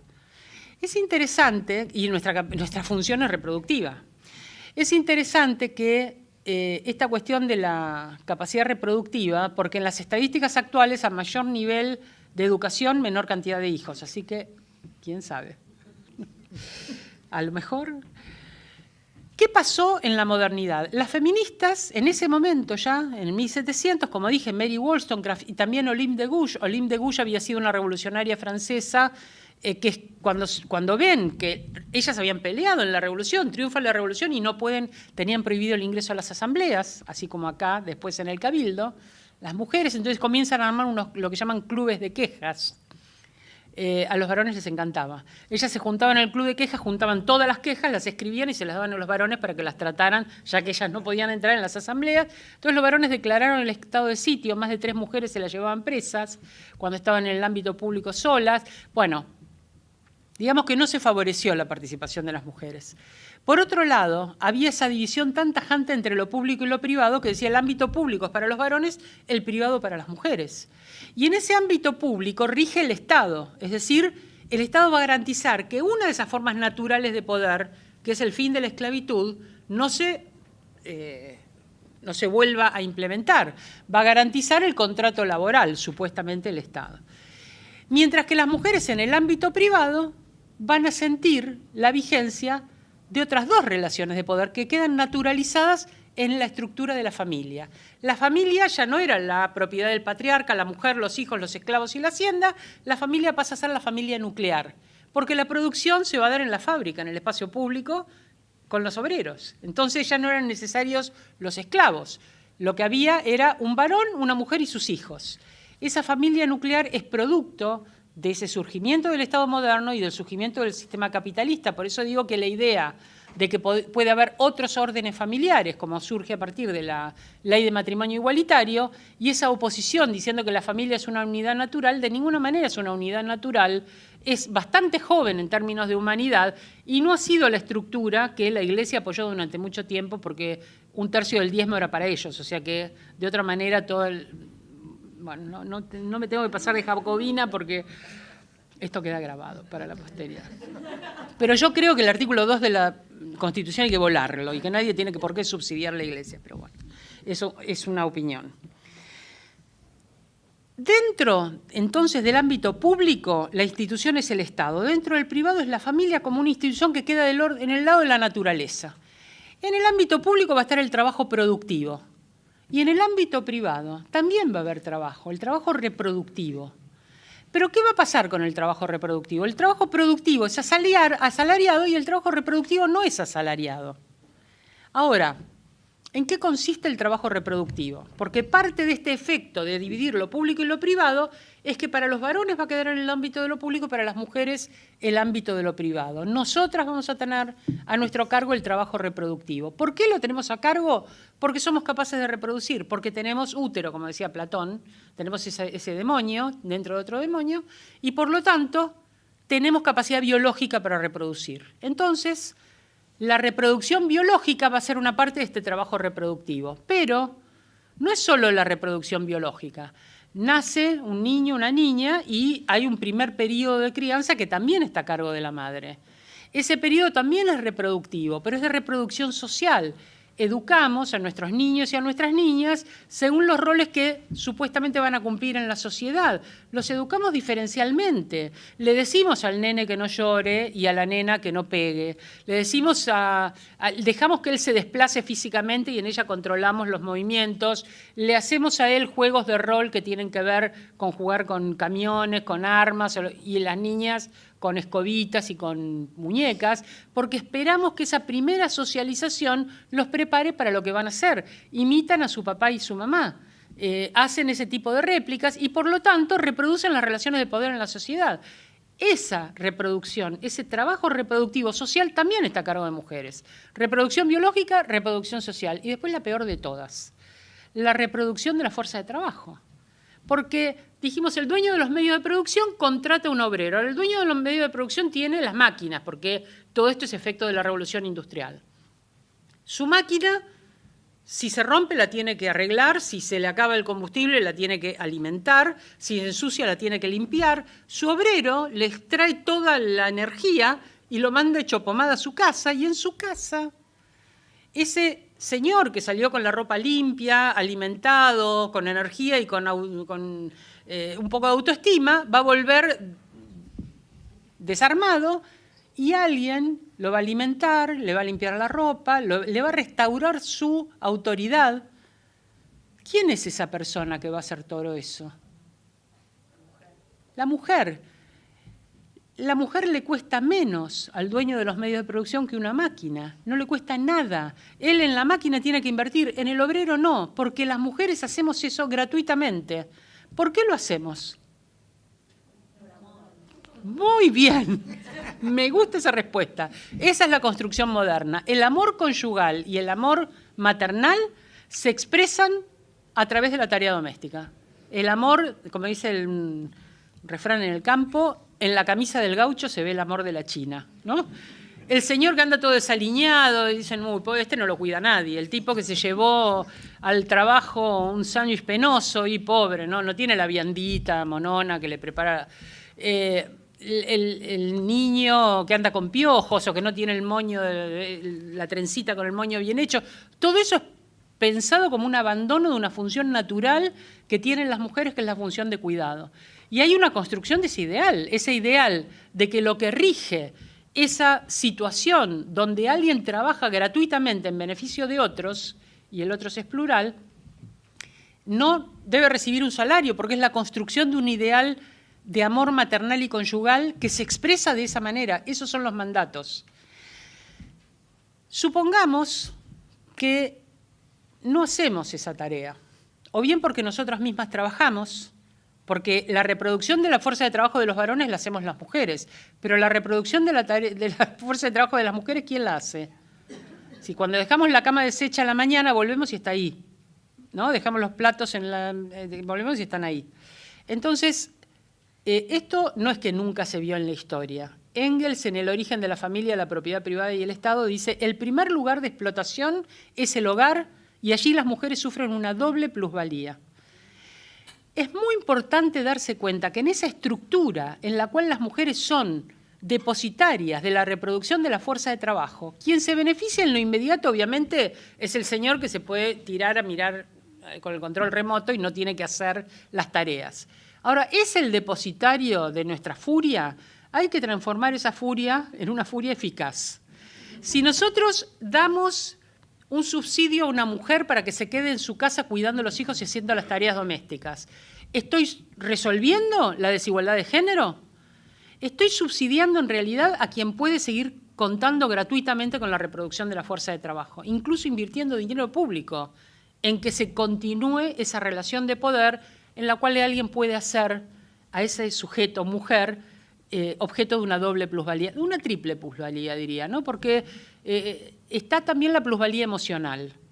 Yo muestro a veces la imagen de un libro de lectura que dice: Elenita es una niña muy, muy buena, ayuda a su mamá a barrer, a cocinar, ayuda a su hermanito a hacer las tareas y además todo lo hace con alegría. Esa segunda parte, no es que no puedes ir puteando, ir a barrer ahí, no, tenés que hacerlo con una sonrisa y sintiendo que estás cumpliendo una función que es muy valiosa, porque gracias a eso todos están felices. El todos nuevamente te excluye, porque es androcéntrico. Entonces, la cuestión del lugar de las mujeres en esta nueva ciudadanía fue discutida por las feministas, que decían: ustedes están hablando de una ciudadanía de la cual estamos excluidas y están dejando de las 3 relaciones de poder, amo-esclavo, adulto-niño, varón-mujer, 2 de ellas, adulto-niño y varón-mujer, dentro de la familia como una relación natural de poder. No la tocaron esa relación. El patriarca, cabeza de familia, sigue teniendo como propiedad patrimonial su mujer y sus hijos, y se resolvió en todo caso, de alguna manera, la relación de amo-esclavo. Ya no hay esclavitud, hay un contrato laboral, podemos discutir eso, pero lo que indiscutiblemente quedó congelado dentro de las relaciones de poder es que dentro de la familia están legitimadas, como si fueran naturales. Entonces aparece un debate en torno a eso, y un debate en torno a la relación entre lo público y lo privado. El feminismo da esta discusión muy fuertemente, por un lado para decir: como decía el feminismo de la igualdad, en la década del 70, las mujeres tenemos las mismas capacidades que los varones. Si nos dejan estudiar, prepararnos y entrenarnos, vamos a poder cumplir los mismos roles. Ese feminismo de la igualdad trata de que haya políticas que eliminen las barreras. Si hay una barrera explícita, como la que decía, no pueden entrar mujeres a las universidades, que luego recién en el siglo XX se modifican, las universidades se crearon en el siglo XV, esas barreras deben ser removidas. Las mujeres no pueden votar, esa barrera debe ser removida. Y así ese feminismo que tenemos como estereotipado en el feminismo sufragista, la idea de querer votar o de querer tener derechos civiles y políticos, era la idea de un feminismo que procuraba que se rompiera esa barrera de la naturalización del lugar de lo público y lo privado como un lugar sexualizado para varones y mujeres. Luego hay un feminismo que resultó desarrollarse mucho en un momento muy conservador políticamente en Estados Unidos, que fue la década del 80. En ese momento surge un tipo de feminismo que dice, en realidad no es cierto que mujeres y varones seamos iguales, somos diferentes. Lo que tenemos que hacer es revertir la idea de jerarquía de esas diferencias. Es verdad que los varones son más racionales, más objetivos, y las mujeres somos más emocionales, empáticas, cuidadoras, pero eso es muy virtuoso, de ninguna manera es algo menor. Es más, si pudiéramos llevar al ámbito público esta capacidad de cuidado, generaríamos sociedades mucho más humanas. Entonces, se habla de, por ejemplo, la relación entre las mujeres y el medio ambiente, diciendo, nosotras preservamos el planeta. Yo quiero que lo preserven las mineras, que no usen fracking, que Enron no perfore y explote, que no invadan territorios porque tienen petróleo, que, no sé, que el Kurdistán pueda tener su república. No me parece que tenga que ser el útero de las mujeres el que incida en esas relaciones de poder. La verdad es que el feminismo de la diferencia tuvo en su momento un impacto muy fuerte porque se presentó además como una posición ética de cuidado de unos por otros, de preocupación de unos por otros y de consolidación de una sociedad que fuera una sociedad donde no solamente se practicaran en abstracto ciertos principios, sino donde se pensara en el destino de la otra persona como un destino que me compromete. Y eso tuvo un impacto en pequeña escala, pero sobre todo generó normas que lo que hacían es decir, bueno, a las mujeres les vamos a dar más licencia por maternidad para que maternen más tiempo, porque es muy importante el apego, el cuidado, estas son condiciones humanas que después nuevamente significó como una reducción a lo privado y a ciertos roles muy estereotipados. Y no le daban la misma oportunidad a los varones. Yo recuerdo, siendo defensora del pueblo, que se había hecho estos subsidios para jefes de hogar desocupados y a las mujeres le dieron esta posibilidad de quedarse en su casa cuidando a sus hijos. Y vino un hombre y me dijo, mire, yo tengo este subsidio y porque soy varón no me dejan quedarme en mi casa cuidando a mis hijos. Me mandaron a limpiar los baños del Departamento Central de Policía. Yo prefiero quedarme en mi casa cuidando a mis hijos porque soy varón, voy a estar excluido. Tiene toda la razón del mundo. Él prefería una tarea de cuidado, pero no le dan la oportunidad porque biológicamente es leído como un varón. Entonces no le corresponde el cuidado. Hay un feminismo en la década del 90, yo dije en los 70 feminismo de la igualdad, en los 80 un feminismo del cuidado, de la diferencia, en los 90 un feminismo mucho más crítico, no solamente con el lugar donde van a estar varones y mujeres, sino con la propia dicotomía, la propia diferenciación entre lo público y lo privado.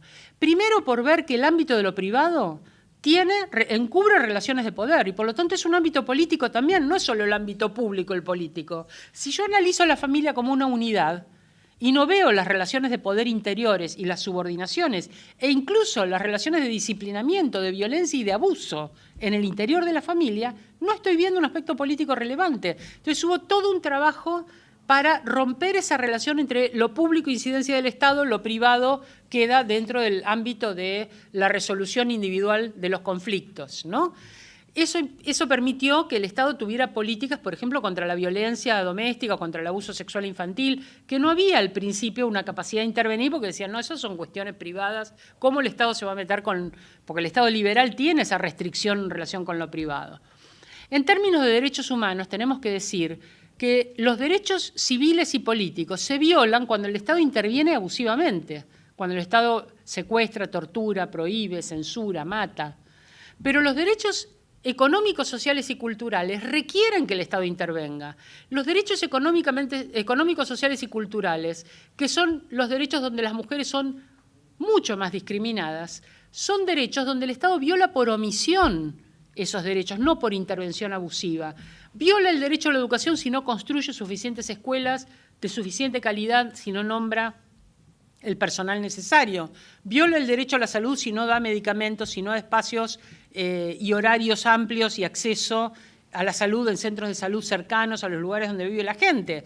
Entonces, la violación de derechos económicos, sociales y culturales se hace por omisión, por lo cual para las mujeres en esa desigualdad social siempre la violación de derechos es mayor en este ámbito y se hace de manera silenciosa, simplemente porque el Estado no da los recursos, no porque está violando, interviniendo abusivamente, que es algo mucho más denunciable, ¿no?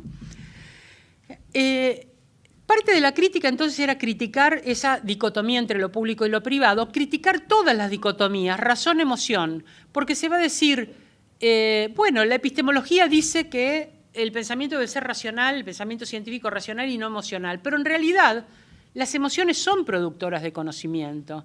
La epistemología feminista, que se desarrolla fuertemente a partir de los años 70, primero va a decir qué pasó que no hay mujeres científicas en el relevamiento de cuántas mujeres hay. Ustedes saben, recientemente se discutió eso porque de unos casi 600 premios Nobel que uno, creo que 70 han sido de mujeres, de toda índole, ¿no?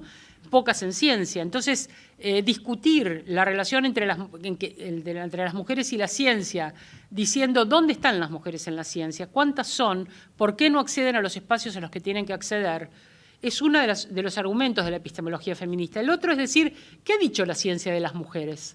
Y esto se une con lo anterior, porque lo que ha dicho la ciencia de las mujeres es que somos incapaces para el pensamiento racional y abstracto. Por lo tanto, no estamos en la ciencia porque tardamos 4 siglos en ser aceptadas en las universidades, hasta los años 60 en ser aceptadas en los programas de doctorados. Todavía ahora, muy recientemente en las academias de ciencias, y todavía hay gente que tiene premios Nobel y opina que no es bueno que haya mujeres en los laboratorios, como dijo recientemente un premio Nobel, dijo, no es bueno que haya mujeres en los laboratorios, es mejor hacer laboratorios solo de hombres, porque si no, ellas se enamoran de vos, vos te enamorás de ellas y cuando le haces una crítica lloran.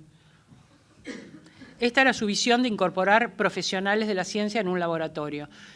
Un rector de la Universidad de Harvard dijo hace unos 10 años, le preguntaron por qué había tan pocas mujeres en ciencia y dijo que habría que contemplar la posibilidad de que tuviéramos una incapacidad genética para el conocimiento abstracto y la ciencia. El señor era economista. Es raro el pensamiento, es como si le preguntaran por qué hay pobres y por qué hay gente que tiene una incapacidad genética para consumir.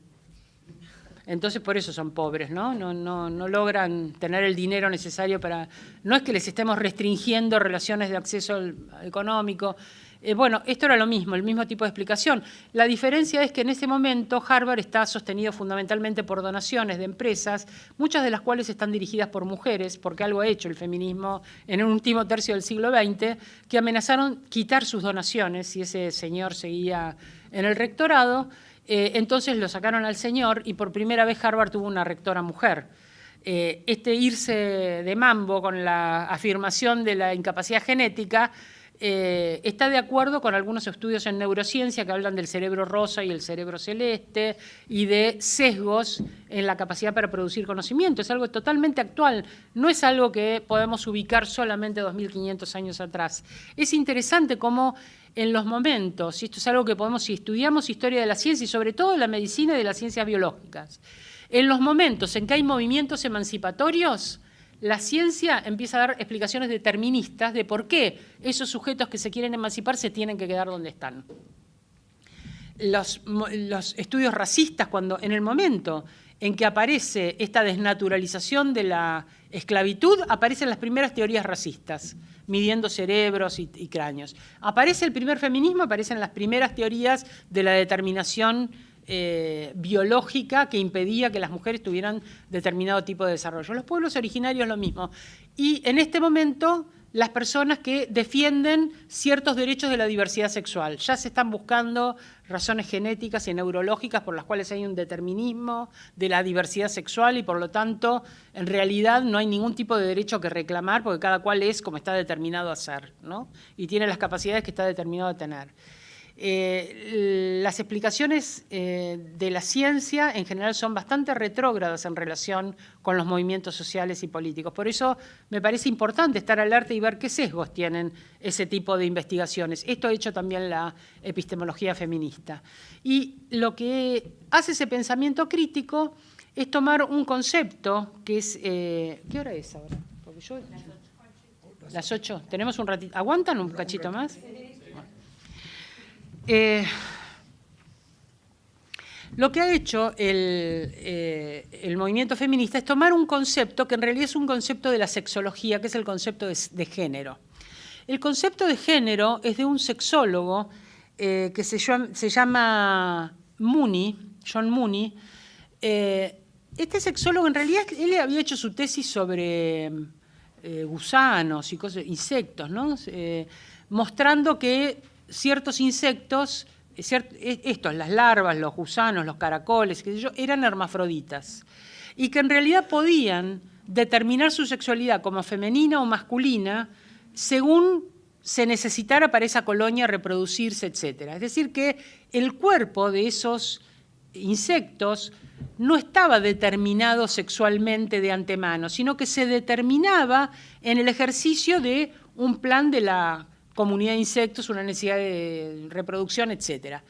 Concibe este concepto de género aplicándoselo a los seres humanos y dice, los seres humanos podrían tener esta capacidad de desarrollar ese cuerpo en un cuerpo que está sexuado biológicamente, pero que podría desarrollarse como masculino o femenino en un género diferente. Y la idea de género era un desarrollo vinculado con la relación entre naturaleza e influencia social, ¿no? Nature, nurture. La idea de lo natural frente a lo que socialmente es construido. Y él iba a decir, si nace un bebé intersexual, y acá es muy importante pensar que esos cuerpos sexuados, como varón o como niña, que en general definimos por sus genitales, hay cuerpos, y no son pocos, son 1 de cada 2000 nacimientos, que son cuerpos intersexuales. Esto significa que su genitalidad es una genitalidad ambigua. Ambiguo es el término que se usa, sexo ambiguo.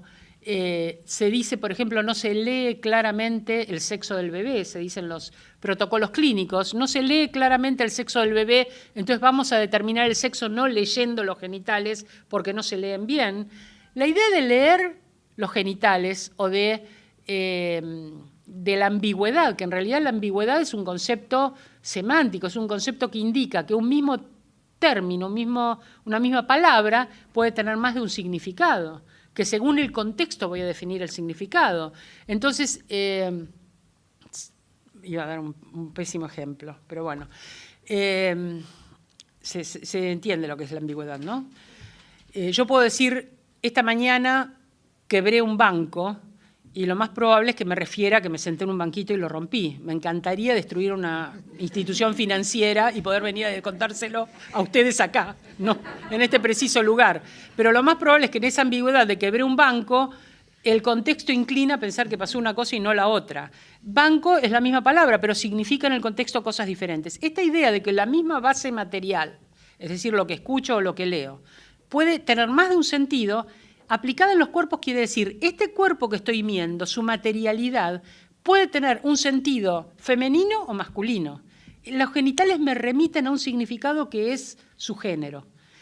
En general, la atribución de género es una atribución que se hace por los genitales. Veo genitales de varón y digo, tiene género masculino. Espero que su expresión de género, espero que su subjetividad de género, el modo en que se manifiesta, si yo acá digo cuántos varones y cuántas mujeres hay, cada uno haga la cuenta mirándonos, es probable que lleguemos a una decisión bastante similar de cuántos varones y cuántas mujeres hay. Y no hemos analizado nuestros genitales, ni lo vamos a hacer hoy, no es parte de nuestra clase. Les digo porque si se quieren ir ya no tengo reservada ninguna sorpresa, pero lo que va a ocurrir es que leemos las expresiones de género, es decir, está asociada a cierta genitalidad un modo de expresar el género al que pertenezco. No puedo leer las subjetividades, no puedo leer cómo se siente cada uno con esa asignación. La ley de identidad de género, una de las cosas que va a hacer es romper esta alianza entre el sexo y el género. La idea de género es tomada por el feminismo, y sobre todo por este feminismo crítico que va a romper con las dicotomías, para romper con esa dicotomía de género aplicada a la sexualidad humana. Va a ir más allá de la sexología de Múnich, entre paréntesis, su manera de intervenir era mutilar los cuerpos. Múnich lo que hacía era decir, y además vino a la Argentina en los años 50, entrenó un grupo de cirujanos, y hay hospitales de niños que hacen estas prácticas en los cuerpos intersexuales. Yo, cuando fui defensora del pueblo, cuando fui diputada, desde hace 10 años estoy intentando incidir sobre las decisiones de estos equipos de trabajo que ellos me dicen de sí mismos que son grandes eminencias de la cirugía, de la pediatría, de la endocrinología, etc.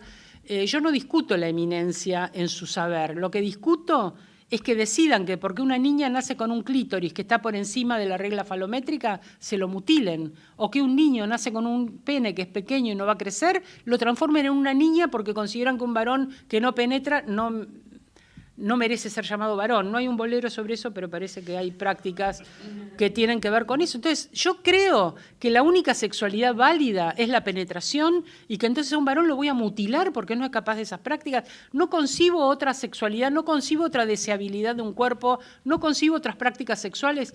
No, porque ideológicamente el sexo está aplicado a la reproducción y eso implica coito vaginal. Y por lo tanto, si alguien no tiene vagina o no tiene la vagina apropiada, si alguien tiene un micropene y no va a poder tener una penetración, tengo que modificar ese cuerpo y transformarlo en algo capaz del simulacro de un coito, porque además ese cuerpo en la mayoría de los casos no se puede reproducir.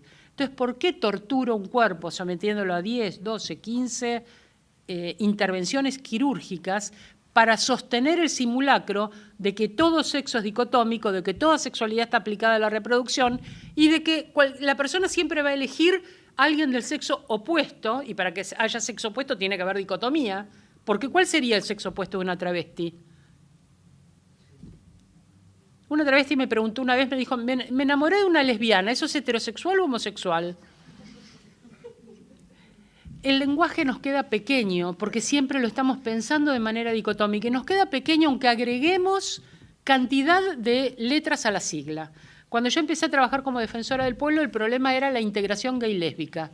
Aclaremos que el cuerpo de un gay es un cuerpo de varón, lo que hoy llaman en los estudios trans un varón cis, es decir, un varón que acepta la definición de género de acuerdo con su sexo. Simplemente tiene una elección erótica diferente, pero es un cis varón. Nació con un pene y acepta su condición masculina. Y una niña, aunque sea lesbiana, o una mujer, aunque sea lesbiana, va a ser una cis mujer. Nació con una vagina y acepta su condición de femenina. Entonces, hasta acá no había una ruptura de la dicotomía tan fuerte. Lo que había era un heterosexismo, una obligación compulsiva de que la única orientación sexual fuera la heterosexual, porque eso garantiza un tipo de práctica sexual que es la que garantiza la reproducción. Y aunque ese principio de que la sexualidad está aplicada a la reproducción es un principio religioso, fundamentalmente, la sexología en nuestro país, que empezó en los años 50, hablaba de la naturaleza generó ciertas prácticas como las responsables de la reproducción. Por lo tanto, la sexualidad normal, aunque tenga ciertos juegos eróticos iniciales, etcétera, solo va a ser normal si concluye en un coito vaginal. Todo lo demás, porque ahí dice la sexualidad normal, ahí dice el sexólogo que tenía el primer libro sobre sexualidad, sobre la sexualidad normal, se llamaba Opizzo, José Opizzo, y ese primer servicio estuvo en el Hospital Argerich, el servicio de sexología. Entonces él acumula una serie de casos y analiza esos casos y dice, bueno, después de 10 años de investigar la sexualidad, podría arriesgar una definición de sexualidad normal. La sexualidad normal es la practicada por 2 personas, o sea, la masturbación no es normal, porque no hay 2 personas en general, tríos, partusas, estas cosas que pasan acá en el Haroldo Conti tampoco, nada de esto es normal. Solamente 2 personas, un varón y una mujer, es decir, tiene que ser heterosexual. Cualquier otra práctica donde esas 2 personas no fueran un varón y una mujer tampoco es normal. Cualquiera sean las prácticas puestas en juego, o sea, ahí puede pasar de todo, porque él hablaba de la antropología, el relativismo, el psicoanálisis, etcétera. es normal siempre y cuando concluya. Él trataba de usar un lenguaje, José Pizzo, que se alejara de la pornografía, porque decía que la sexología no era lo mismo que pornografía, aunque las fotos se parezcan y hablemos de las mismas cosas, no es lo mismo, entonces trataba de darle un carácter científico, ¿no? No obstante, cuenta algunos chistes en la introducción que había en las guardias de sexología, parece que se confundían un poco los muchachos, pero al margen, digo los muchachos porque eran varones y estaban en el servicio de urología.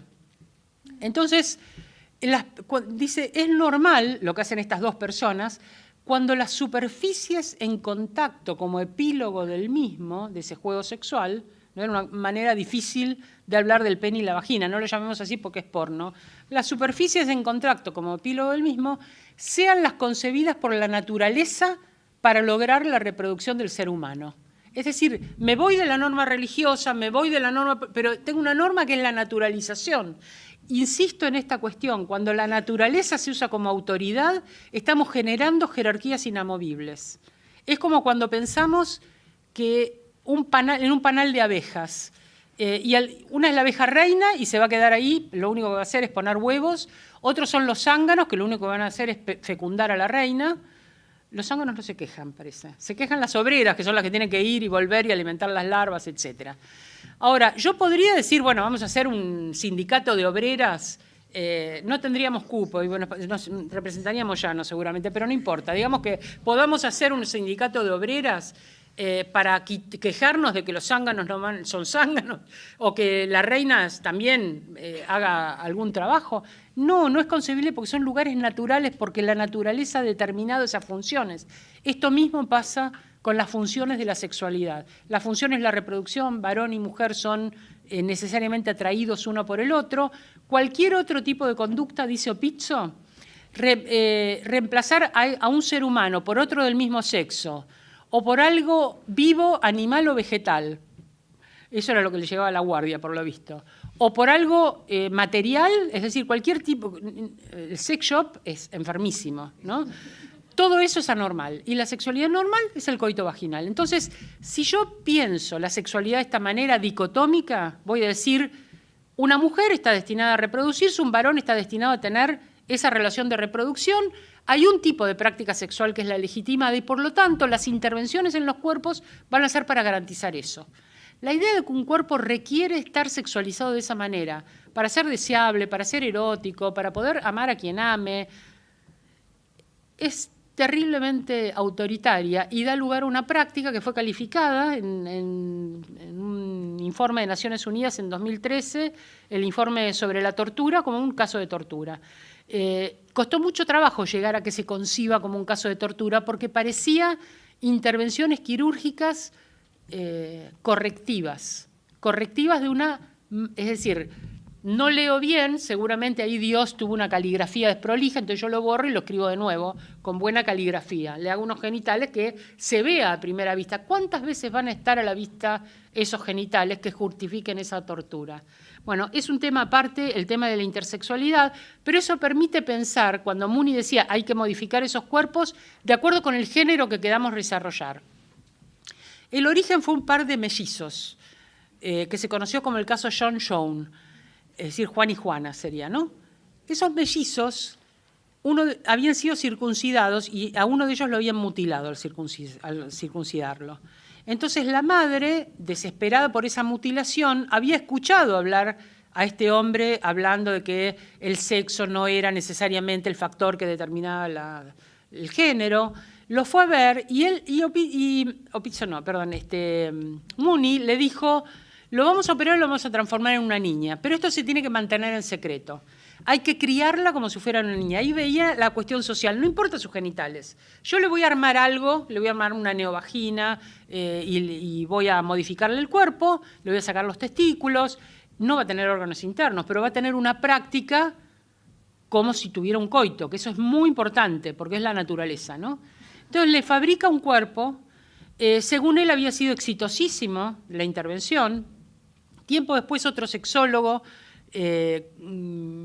dice que habrá sido de la vida de John y Joan, en cuenta que John ya se había suicidado, el varón, de esos mellizos, el que estaba, digamos, había sido criado como varón, y que la hermana, a quien habían mutilado para transformarla en una mujer, vivía con otra mujer en un pueblo rural y tiempo después también se suicidó. Muy exitosa no fue la intervención.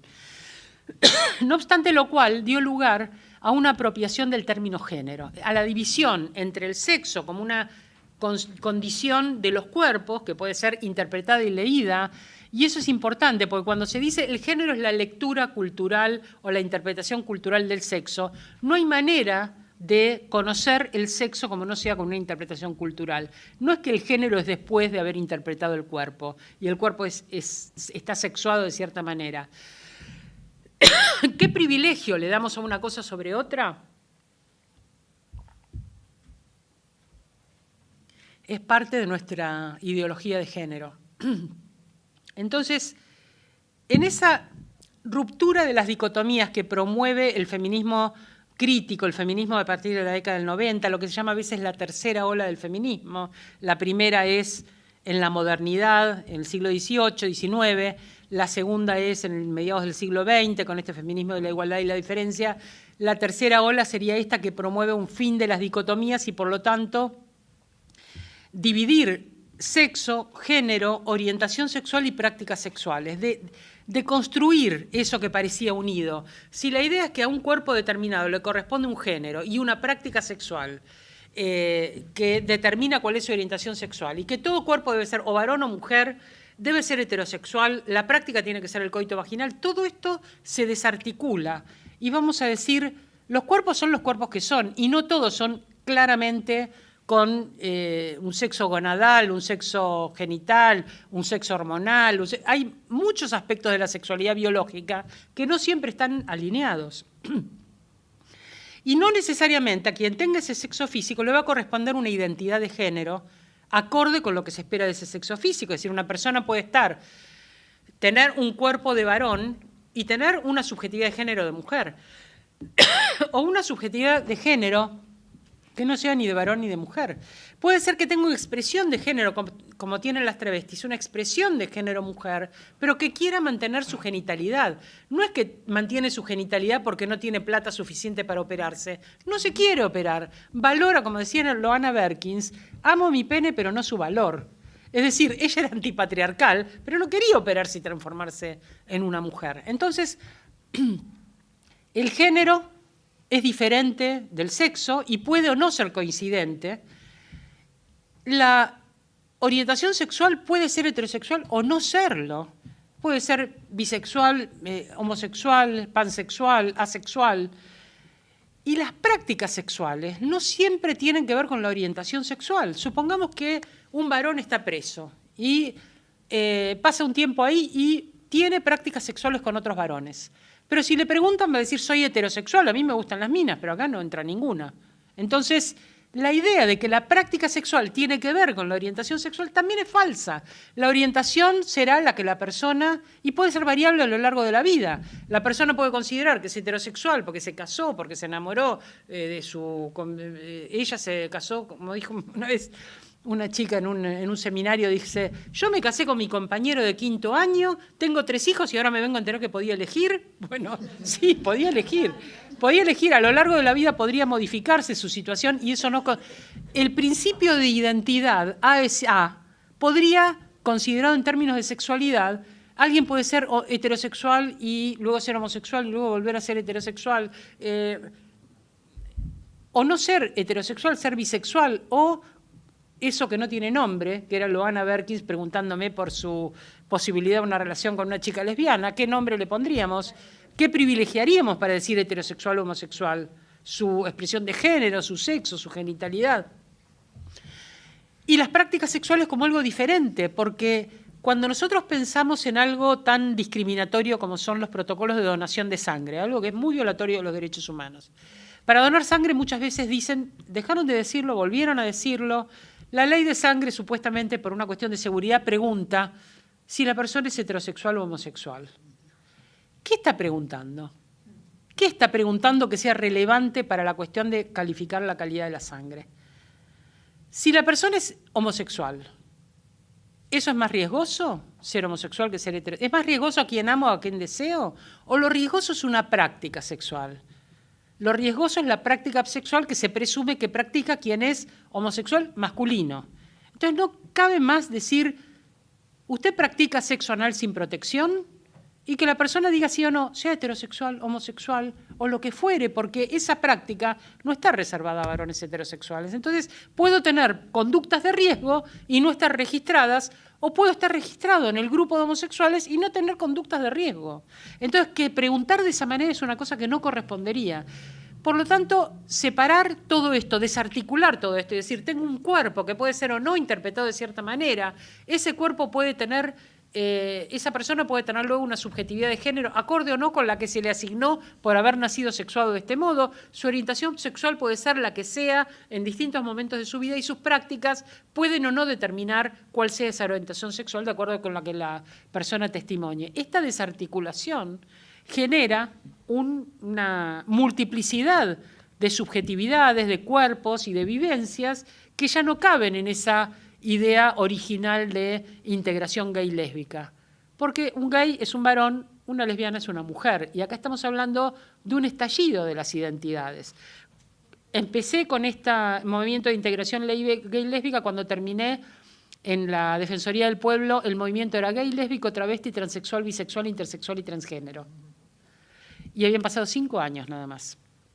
Si yo sigo sumando letras, ahora se le agrega una Q de los queer que no quieren ser clasificados de acuerdo con... Entonces agrego, digo, gays, varones que aman a varones, lesbianas, mujeres que aman a mujeres, travestis, personas que tienen una expresión de género pero mantienen su genitalidad, transexuales, personas que modifican su genitalidad, intersexuales, personas que nacen con sexo ambiguo, personas trans son las personas que pueden tener rasgos de uno u otro género y construirlos de una manera que no está acorde a cómo fueron asignados al momento de nacer, quienes no están conformes con la asignación al momento de nacer, en general en función de sus genitales, personas queer son las que no quieren ser clasificadas. ¿Alcanza? ¿Podríamos seguir generando diversidades? Podemos seguir generando diversidades. En el año 2000, Loana, mi amiga del alma, le mando una mariposa al cielo rojo de las travestis, donde está ella y Diana Zacayán. Loana decía que la condición travesti no era una condición trans, que el nombre travesti era un nombre político. Y una vez en el año 2000 me invitó a un concurso de la Reina del Orgullo Travesti. Tengo que poner eso cuando me presentan. Fui jurado en la Reina del Orgullo Travesti con Patricia Walsh. Las dos éramos juradas, no es que ella concursaba. Entonces, en ese concurso ganó una adolescente y el resto de los travestis se pusieron furiosos, no solo porque no habían ganado, sino, que era obvio, sino porque dijeron que no era una verdadera travesti. Y a mí la palabra verdad, como a cualquiera en filosofía, me titiló. Y hablé con ella y le dije, ¿qué es una verdadera travesti? Estamos hablando de una persona que modifica su expresión de género, mantiene su genitalidad y disputa la dicotomía. El cuerpo travesti es el cuerpo que hizo explotar el orden dicotómico de las identidades. Y me habla de verdad, de una verdadera travesti. ¿Quién entra dentro del campo del travestismo? Y me dijeron, se tiene que hacer las lolas. No se hizo las lolas, efectivamente. Era un cuerpo muy andrógino, era una chica de 17 años y no se había puesto implantes mamarios. Entonces pregunté, entonces si no se hace las lolas, ¿no es travesti? No, tiene que hacerse modificaciones en el cuerpo. Y entonces me puse en el lugar de esta chica de 17 años, que se siente travesti. No se siente varón ni se siente mujer. No quiere modificar sus genitales, no es transexual. Pero que va a un grupo donde hay travestis y le dicen, vos no sos de acá porque no te hiciste las lolas. ¿Qué lugar ocupa esa chica que cree subjetivamente ser travesti? Y ahí aparece otro problema, que es un problema diferente al de la asignación de identidades, por más plural que seamos en nombrar y nombrar identidades. Y es la normativa sobre la sexualidad. No solo hay una normativa sobre las mujeres y sobre los varones y sobre el sexo dicotómico, también hay una normativa sobre cada una de las otras identidades. Este hombre que estaba preso y tuvo prácticas sexuales con otro varón, pero dice que no es gay. ¿Qué considerarían los gays? ¿Que es gay o que no es gay? Si se dice gay es gay, y si, aunque no haya tenido ninguna práctica, como hay muchos varones que por temor, por lo que fuere, sienten atracción por otros varones, pero nunca tuvieron una práctica heterosexual, o incluso tienen una práctica homosexual, incluso tuvieron prácticas heterosexuales, aunque sientan atracción por otros varones por cuestiones de índole diversa. ¿Quién determina el pertenecer a esa identidad? Hay una normativa, y esa normativa genera quién sí y quién no pertenece a esa identidad. Por lo tanto, el problema no es solo la diversidad, el problema son las normas. Y frente a las normas, aún personas heterosexuales o personas cis, como es mi caso, que tengo que discutir muchas veces por qué desde el feminismo hablo de la intersexualidad o hablo de las personas trans, no siendo intersexual o trans, lo hago porque soy disidente con respecto a la norma. Frente a la norma hay una posición política que es la disidencia sexual, que no es la diferencia. Yo puedo ser una mujer heterosexual, casada, madre y el aspecto más tradicional del mundo, y sin embargo ser profundamente disidente en relación con las normas que se aplican a la sexualidad humana y decir que no hay derecho a que alguien me diga lo que soy o le diga a cualquier sujeto lo que es y lo que puede de acuerdo con su identidad o su sexualidad.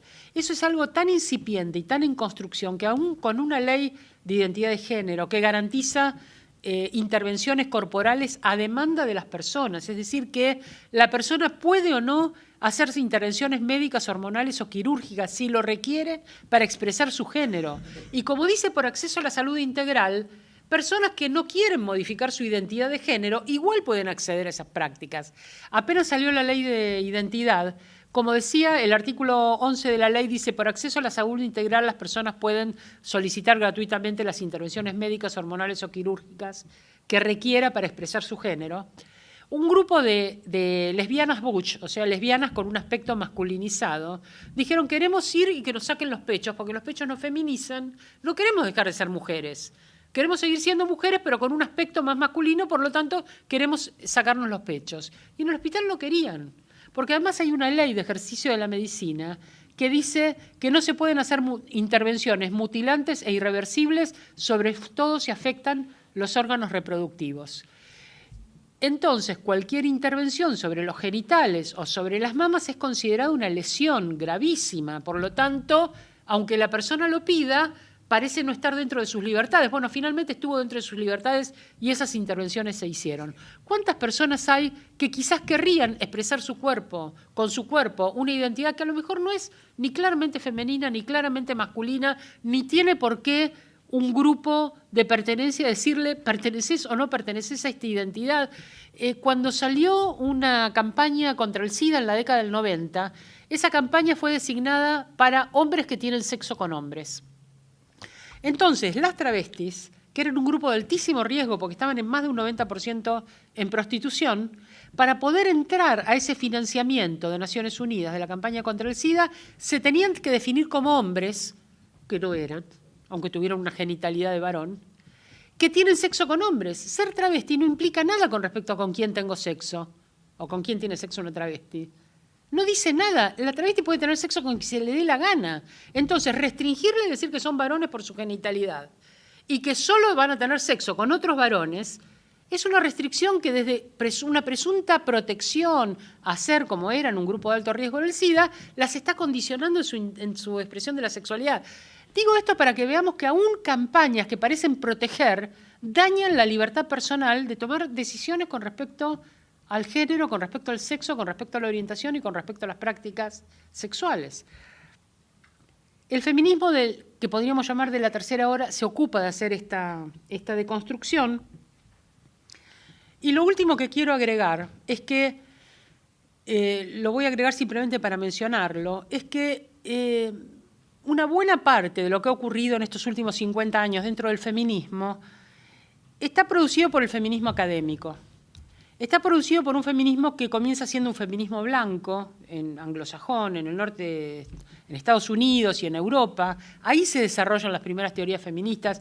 Cuando son recibidas en América Latina, son recibidas como la teoría sobre lo que son las mujeres, Y muchas mujeres eran estas mujeres con apellidos que no encajaban de los universales que el feminismo se proponía.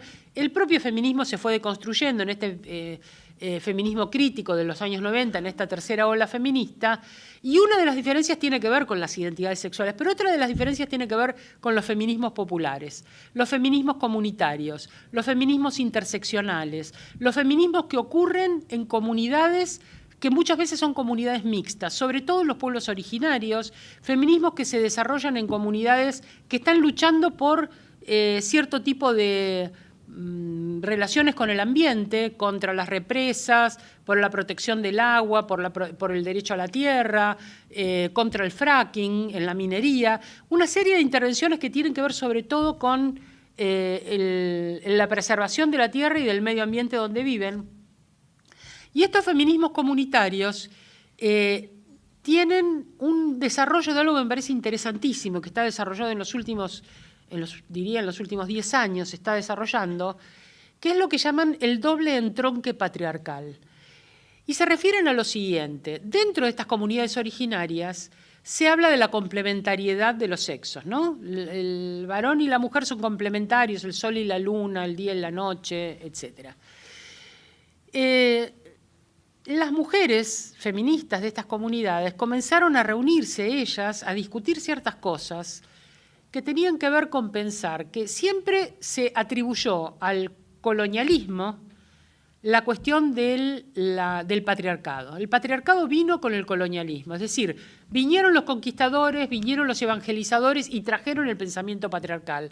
Antes las comunidades tenían un pensamiento armónico que tenía que ver con la complementariedad, y vienen los curas y los guerreros imponen determinado tipo de ideología y determinado tipo de cultura.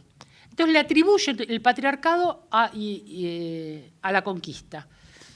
Y estas mujeres dicen, en realidad, cuando ustedes hablan de ese momento mítico, previo a la conquista y todas esas culturas que fueron destruidas y que hay que recuperar, cuando se empiezan a recuperar estas culturas, ¿dónde están las mujeres?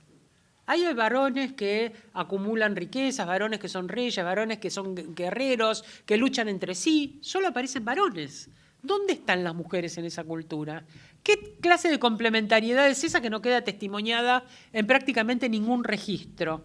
Entonces empiezan a pensar que hay un patriarcado originario. Esto es algo que se está desarrollando en los feminismos comunitarios y populares, sobre todo en Centroamérica.